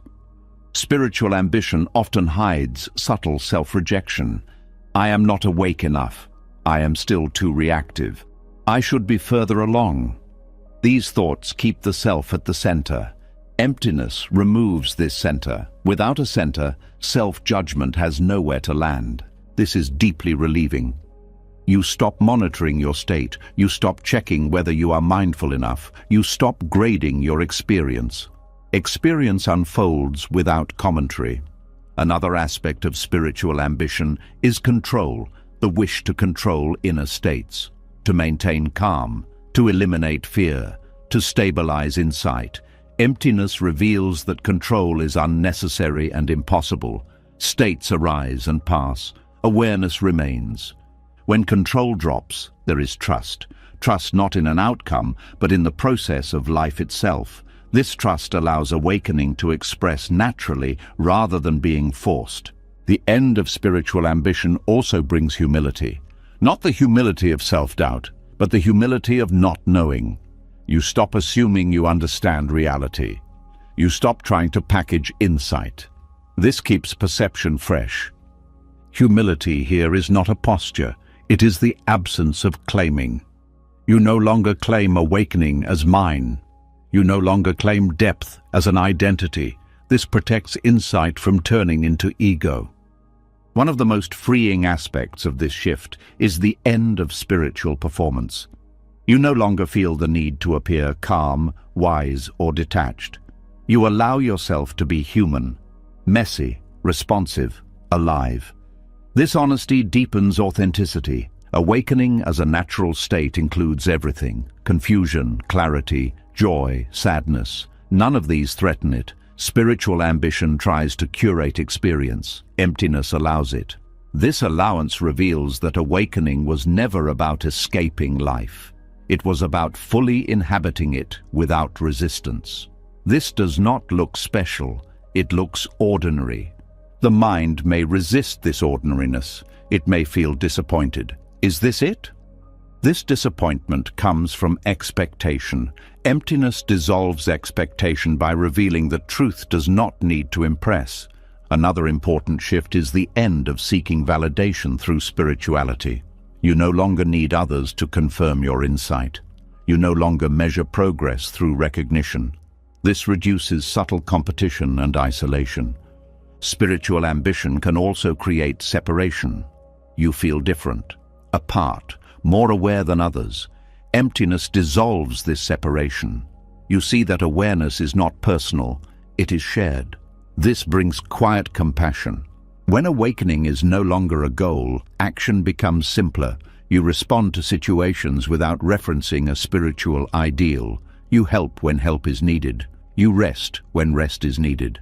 There is no internal commentary about what an awakened person should do. This simplicity is powerful. It removes inner conflict.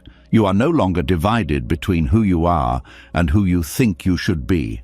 The end of spiritual ambition also ends the fear of regression. When awakening is seen as recognition rather than achievement, there is nothing to lose. States may change, insight may fluctuate, awareness remains. This removes pressure. You no longer guard your experience, you allow movement. This flexibility is stability. From a Buddhist perspective, this is the dropping of clinging even to the path. The raft is no longer carried once the river is crossed. The teachings are not discarded, but they are no longer burdens. This does not mean the path was unnecessary. It means the path did its job. It revealed what was always present. Emptiness shows that awakening was never something you had to reach. It was something obscured by effort, identity, and striving. When these fall away, awakening shines quietly. This quietness can be mistaken for dullness, but it is not dull, it is peaceful. Peaceful without needing protection. Peaceful without needing explanation. Another shift here is joy without cause, not excitement, not pleasure. A gentle gladness that comes from ease. This joy is not pursued. It arises naturally when striving ends. Spiritual ambition also often involves fear of death, fear of missing out, fear of not finishing the work. When awakening is no longer a project, these fears soften. Life is no longer something to complete, it is something to live. The end of ambition also ends the hierarchy of states. There is no higher or lower experience. There is only this one, unfolding. This removes judgment and preference. Awakening as a natural state does not mean you stop learning. It means learning is no longer about self-improvement. It is about curiosity. This makes learning joyful again. The most subtle and profound change is this. You stop relating to awakening as something separate from daily life. Washing dishes, walking, speaking, resting, all of it is included. There is no special zone. This integration is the true sign that spiritual ambition has ended. Life is no longer divided into spiritual and non-spiritual. Everything belongs. Emptiness brings this integration by removing the seeker. When there is no one trying to awaken, awakening is free to be recognized. And in that recognition, something deeply reassuring becomes clear. You were never behind. You were never unawakened. You were simply busy trying to get somewhere you already were. When the effort to arrive ends, what remains is simple presence. Not dramatic, not perfect. Just here. This is awakening without ambition. Freedom without striving. Emptiness lived as life itself. As striving fades and awakening is no longer treated as something to reach, a quiet openness settles in. There is no next milestone, no inner checklist, no promise of becoming something better. And in this absence of expectation, something deeply healing begins to work on its own. Expectation is a subtle form of control. Even positive expectations carry tension. When you expect peace, you are measuring the present against a future state. When you expect healing, you are implying that something is still wrong now. These expectations may sound hopeful, but they quietly reject what is already happening. Emptiness heals because it removes this rejection. When nothing is expected, the nervous system relaxes. There is no pressure to produce an outcome, no demand to feel a certain way, no timeline to meet. This lack of demand creates safety, and safety is the foundation of all healing. Much of suffering comes not from pain itself, but from the insistence that pain should not be here. Expectation fuels this insistence. I should be over this. This should be working by now. I shouldn't feel like this anymore. These thoughts tighten the system. They create friction. Emptiness removes the should. When emptiness offers no promise, the mind cannot bargain. There is nothing to negotiate with, no deal to strike, no future reward to chase. This stops the endless loop of hoping and disappointment. Without hope, there is no despair. There is simply what is. This may sound bleak, but it is not. Hope and despair are two sides of the same structure. Both rely on expectation. When expectation dissolves, a different quality emerges. Acceptance, not as resignation, but as openness. Healing that comes without expectation is gentle. It does not announce itself. It does not follow a straight line. It unfolds quietly because it is not being watched. When you stop monitoring progress, the system can reorganize naturally. The body especially heals best without expectation. The nervous system does not respond well to pressure. When you demand calm, it resists. When you demand release, it tightens. When nothing is expected, the body feels permission to do what it knows how to do.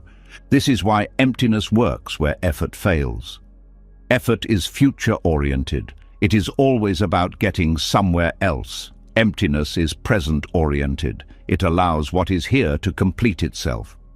Another important aspect is trust. When you expect nothing, you are not giving up. You are trusting the process of life without trying to manage it. This trust is not blind. It is built from experience. Each time you stop forcing and nothing breaks, trust deepens. Expectation also creates hierarchy. Some experiences are seen as good, others as bad.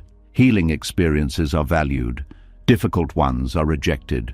Emptiness flattens this hierarchy. All experiences are allowed. This allowance reduces inner conflict. Inner conflict drains energy. It keeps the system in a state of resistance. When conflict ends, energy becomes available for repair, integration, and clarity. When nothing is expected, emotions change how they move. They are not evaluated. They are not judged as signs of progress or failure. They are felt and released. This reduces emotional fatigue. Expectation often turns healing into a performance. You watch yourself heal. You measure improvement. You compare yourself to others. This performance creates self-consciousness. Emptiness removes the audience. Without an audience, there is no performance. There is only experience. This also changes how insight functions. Insights are no longer collected as achievements. They arise and pass naturally. They inform action without becoming identity. This keeps the mind light. Another subtle healing occurs in relationships. When you expect nothing from yourself, you stop expecting others to complete you. You stop demanding specific outcomes. This reduces tension. It increases presence. Expectation also fuels disappointment. When things do not go as hoped, frustration arises. Emptiness prevents this cycle by not promising anything. There is nothing to be disappointed about. This does not make life dull. It makes it resilient. Resilience does not come from positive outcomes. It comes from flexibility. When you are not attached to a particular result, you adapt more easily. Emptiness cultivates this adaptability. One of the deepest healings here is the end of self-surveillance. You stop watching yourself to see if you are okay. This watching keeps anxiety alive. When it stops, the mind settles. The healing that comes when nothing is expected is also honest. It does not bypass pain. It does not promise relief. It simply allows truth. And truth, when allowed, tends to heal. This approach respects timing. Some things resolve quickly, others take longer. Without expectation, you do not rush the process. You do not interfere. You allow integration at its own pace. Another important shift is the end of transactional thinking. You stop treating practices, insights, or behaviors as means to an end. You meditate because you meditate. You rest because you rest. This removes hidden pressure. Transactional thinking keeps the mind restless. It is always calculating. Emptiness ends calculation. This is deeply calming. The absence of expectation also heals shame. Shame relies on comparison to an ideal. When there is no ideal to meet, shame has nothing to cling to. You stop judging yourself for not being somewhere else. This does not mean you stop learning or growing. Growth continues, but without self-punishment. You adjust naturally because clarity increases, not because you force change. The mind may initially resist this. It may say, if I expect nothing, nothing will happen. This fear comes from a misunderstanding. Expectation does not cause healing. It often delays it. Think of how the body heals a cut. It does not need encouragement. It does not need pressure. It needs space, rest, and time. Emptiness provides these conditions for the psyche. Another aspect of this healing is simplicity. Without expectation, life feels simpler. Decisions are made based on what is appropriate now, not on long-term identity goals. This reduces overwhelm. The mind also becomes less future-focused. Anxiety decreases because anxiety feeds on imagined outcomes. When you stop expecting, the future loses its grip. Attention returns to the present. This present-centeredness is not forced mindfulness. It is a natural consequence of letting go of outcomes. You are here because there is nowhere else you need to be. The healing that comes without expectation also changes how you relate to setbacks. There are no setbacks if there is no destination. There are only movements. This perspective reduces discouragement. Another subtle benefit is patience. Not forced patience, but natural patience. When you are not waiting for something, time feels different. Moments are complete in themselves. This completeness is healing. It counters the sense of lack that drives so much suffering. You realize that you are not incomplete while waiting to become complete. Emptiness offers no reward, and this is its greatest gift. Rewards create attachment. Attachment creates fear of loss. Without reward, there is nothing to lose. This does not make life empty of joy. It makes joy freer. Joy arises without expectation and fades without clinging. This fluidity prevents suffering. The absence of promise also prevents spiritual bypassing. You cannot use emptiness to avoid life. There is no promise of escape. You must meet experience as it is. This honesty is grounding. When nothing is expected, gratitude becomes natural, not because things are good, but because they are. Existence itself feels sufficient. This sufficiency is not complacency, it is contentment. Contentment does not stop action, it stops struggle. The healing described here is quiet. It does not create stories. It does not demand recognition. It simply unfolds as tension releases. Over time, you may notice that problems resolve themselves without your involvement. Or they lose their emotional charge, even if they remain.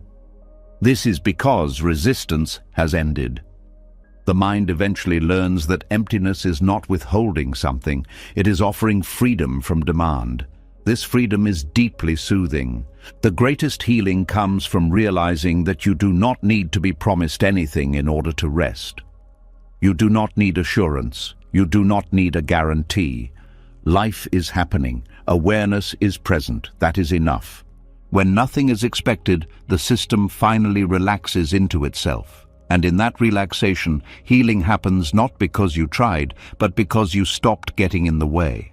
This is the paradox of emptiness. It heals precisely because it offers nothing.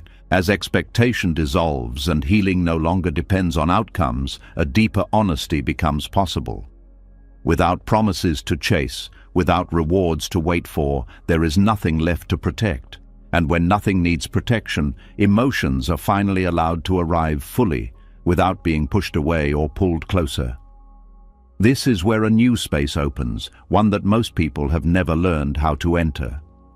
Most emotional suffering does not come from feeling emotions. It comes from how the mind reacts to them. The moment an emotion appears, the mind usually chooses one of two strategies. It avoids the emotion, or it indulges it. Avoidance numbs. Indulgence amplifies. Both keep the emotion stuck. Emptiness offers a third way. Emotional avoidance is often subtle. It does not always look like suppression. It can look like distraction, analysis, productivity, positivity, or even spirituality. The mind learns many clever ways to not feel. It jumps into thinking. It explains the emotion instead of experiencing it. It reframes it, fixes it, or bypasses it. All of these strategies are attempts to escape discomfort. Indulgence is the opposite reaction, but it has the same result. The mind dives into the emotion. It builds stories around it. It relives memories. It fuels the emotion with meaning. It justifies it. This makes the emotion feel important, but it also makes it heavy and long-lasting. Both avoidance and indulgence share one belief, that emotions are dangerous or defining. Avoidance says, if I feel this, something bad will happen. Indulgence says, if I feel this, it must mean something important about me. Emptiness dissolves both beliefs by removing the central self they revolve around. When emptiness deepens, emotions arise in a wider space. They are not resisted, but they are not fed either. They are allowed to be exactly what they are, temporary movements of sensation. This allows emotions to complete themselves naturally. The space beyond emotional avoidance is not numbness. It is presence. Numbness disconnects you from feeling. Presence connects you to feeling without entanglement. This distinction is crucial.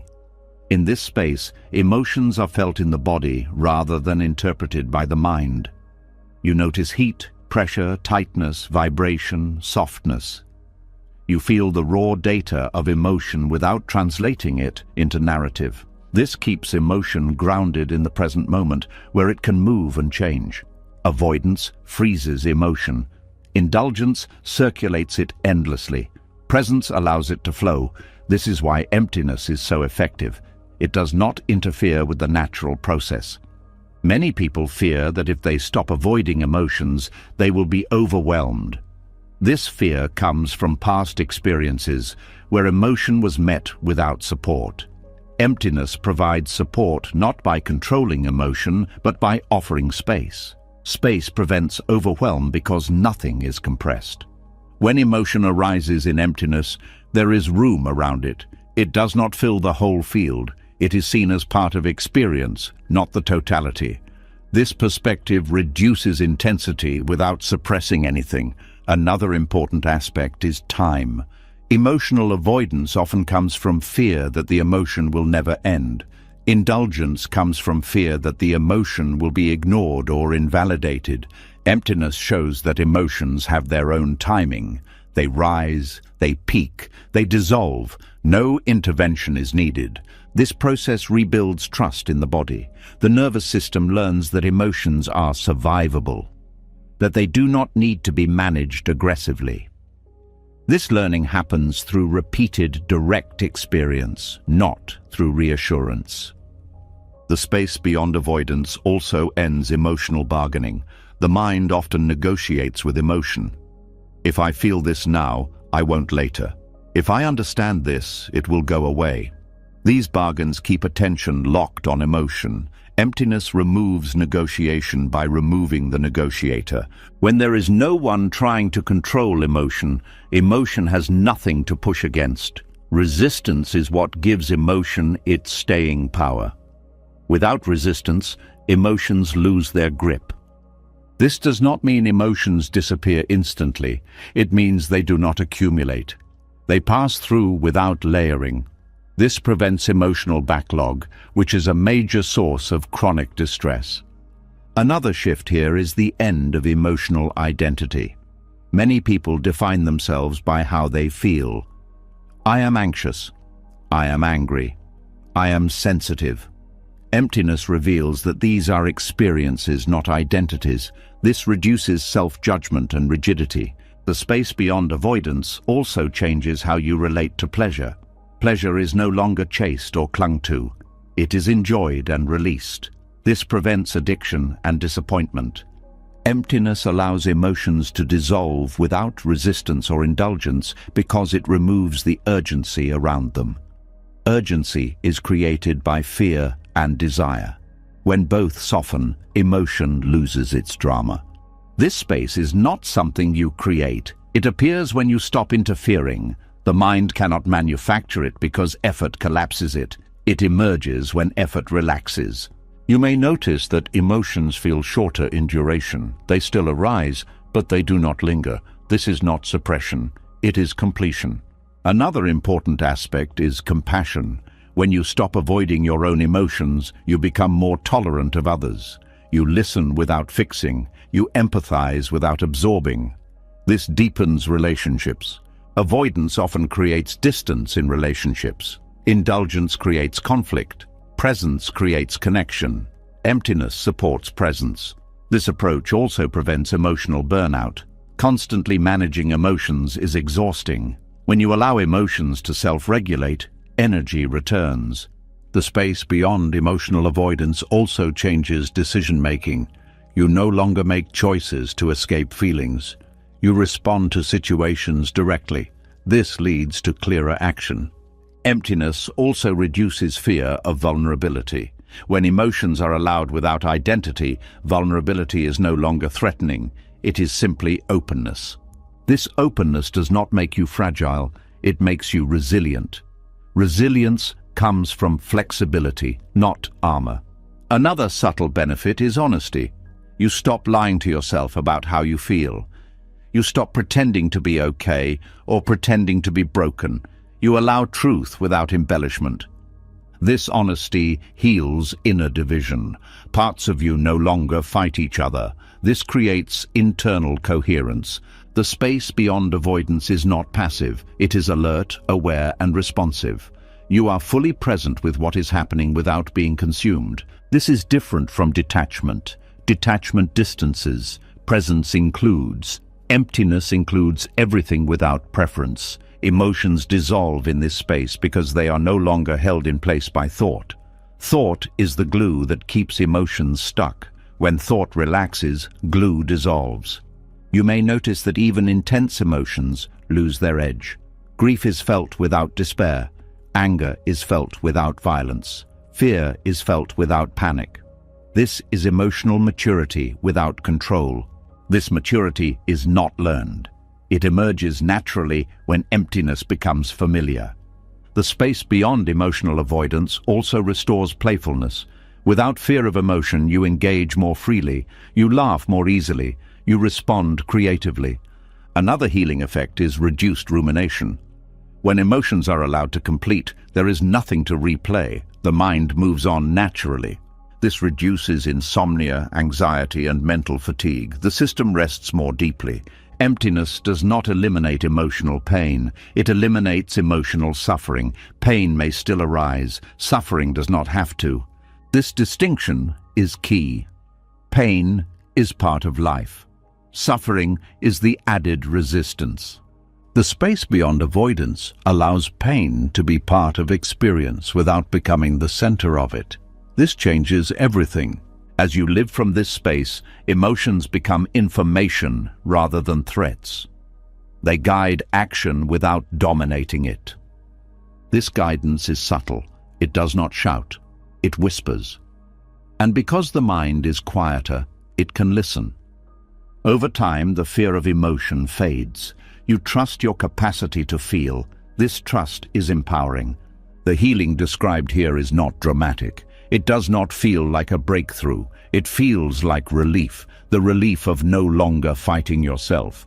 And in that relief, emotions are finally free to do what they were always meant to do: move, communicate, and dissolve. This is the space emptiness opens. A space where nothing is avoided, nothing is indulged, and nothing is trapped.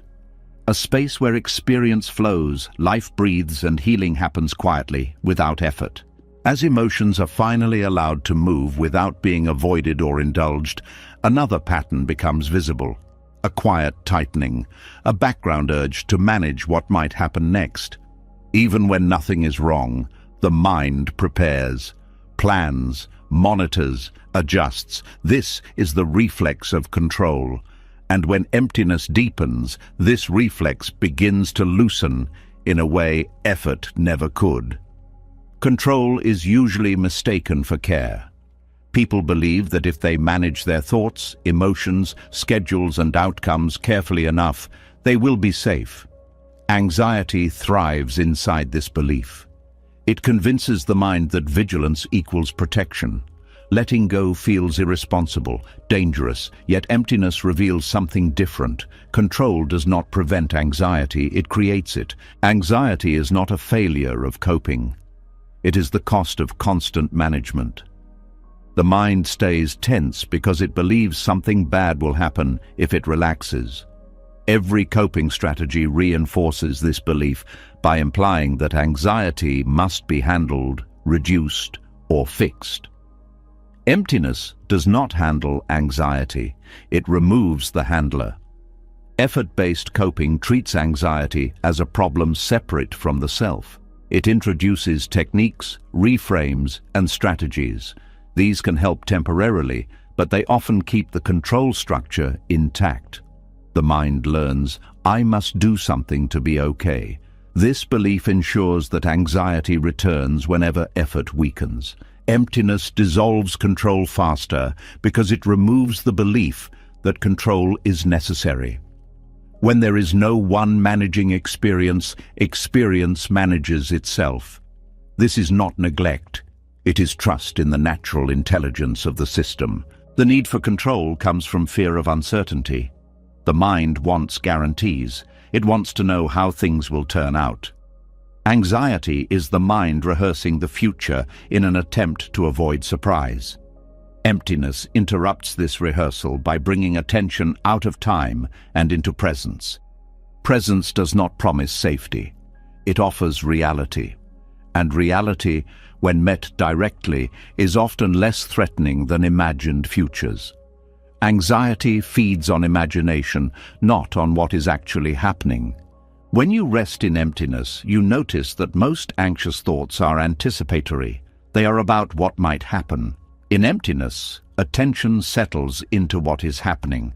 This shift alone reduces anxiety without effort. Control also depends on a sense of agency that is exaggerated. The mind believes it is responsible for preventing all negative outcomes. This belief is exhausting. Emptiness reveals the limits of control gently. You see that many things happen without your involvement, and yet life continues. This realization is both humbling and relieving. You are not as powerful as anxiety told you, and because of that, you are freer. Effort-based coping often turns into self-surveillance. You watch your thoughts, you track your feelings, you assess your state. This constant monitoring keeps anxiety alive. Emptiness removes the watcher. Without a watcher, there is nothing to monitor. Anxiety loses momentum when it is not being observed as a problem. It may still arise, but it is not fed by attention. This is not avoidance, it is non-interference. Control also creates inner conflict. One part of you wants to relax. Another insists on staying alert. This conflict drains energy. Emptiness ends conflict by dissolving the controller. There is no one left to argue. This does not mean you become passive. You still respond to situations. You still take action when needed. But action arises from clarity rather than fear. This is a profound difference. Coping strategies often rely on distraction or reframing. They move attention away from anxiety or change how it is interpreted. Emptiness does neither. It allows anxiety to arise in a wider space. This space prevents anxiety from dominating experience. Anxiety thrives in narrow attention. It collapses the field around threat. Emptiness widens the field. Anxiety becomes one sensation among many. This reduces its intensity naturally. Another reason control dissolves faster in emptiness is that emptiness does not argue with anxiety. Arguing keeps anxiety engaged. Emptiness is neutral. It does not try to convince anxiety to leave. It simply does not invite it to stay. The mind often fears that without control, chaos will follow. But chaos usually comes from over-control. When systems are rigid, they break under stress. When systems are flexible, they adapt. Emptiness cultivates flexibility. You are not locked into plans. You respond to conditions as they arise. This responsiveness is more reliable than preemptive control. Control also creates tension in the body. Muscles tighten, breath shortens. The nervous system stays activated. Emptiness allows the body to downshift. This physiological change is crucial for anxiety healing. When the body relaxes, the mind follows. This sequence cannot be reversed through effort. You cannot think your way into relaxation. You can allow your way into it. Effort-based coping often treats anxiety as an enemy. You fight it. You resist it. This battle reinforces anxiety's importance. Emptiness does not fight. It includes. Inclusion is powerful. When anxiety is included, it loses its oppositional role. It is no longer something to defeat. It becomes an experience that comes and goes. Control also maintains the illusion of permanence. The mind tries to lock in good states and avoid bad ones. This is impossible because experience is always changing. Emptiness aligns with impermanence. It does not try to freeze anything. This alignment reduces anxiety because anxiety is often fear of change. When change is accepted, fear softens. Another aspect is trust in uncertainty. Emptiness does not remove uncertainty. It removes the demand to resolve it. This demand is what creates anxiety. Uncertainty becomes tolerable when you stop requiring certainty to feel okay. This tolerance grows through experience, not belief. Effort-based coping often fails under intense anxiety because effort collapses under pressure. Emptiness does not rely on effort, so it remains available even when anxiety is strong. This makes emptiness a more reliable refuge. You do not need to remember techniques. You do not need to do anything. You simply stop interfering. Stopping interference is not a decision, it is a letting go. This letting go can happen even in the middle of anxiety. Control also fuels self-blame. When anxiety persists, you think you are doing something wrong. Emptiness removes this narrative. Anxiety is no longer a personal failure. It is just an experience. This reduces secondary anxiety, the anxiety about anxiety. Secondary anxiety is often more painful than the original sensation. When control dissolves, the system begins to self-regulate. This is how healing actually happens. The body knows how to return to balance when it is not constantly overridden. This self-regulation is subtle. It does not feel like a dramatic shift. It feels like fewer spikes, shorter duration, less reactivity. Over time, anxiety loses its authority. It may still arise, but it no longer dictates behavior. You are not controlled by it because you are no longer trying to control it. This is the paradox. Control dissolves when you stop trying to control. Effort keeps anxiety alive. Emptiness lets it unwind. Another important shift is freedom from anticipation. You stop rehearsing future problems. This frees mental energy. You are more present, more attentive, more alive. Presence itself is anxiolytic, not because it distracts, but because it reveals that most fears are about what is not happening. Emptiness also changes your relationship to uncertainty. Uncertainty becomes interesting rather than threatening. You are open to surprise. This openness reduces anxiety because anxiety is fear of surprise. Coping strategies often try to minimize uncertainty. Emptiness befriends it. This friendship transforms fear into curiosity. The end of control does not mean the end of responsibility. It means the end of unnecessary management. You still take care of what needs care. You stop managing what cannot be managed. This distinction saves energy, it prevents burnout. Another subtle benefit is improved decision-making. Without anxiety-driven control, decisions are clearer. You are not rushing to avoid discomfort. You choose based on reality. This clarity reduces regret. Regret often comes from decisions made under pressure. Emptiness also reduces hypervigilance.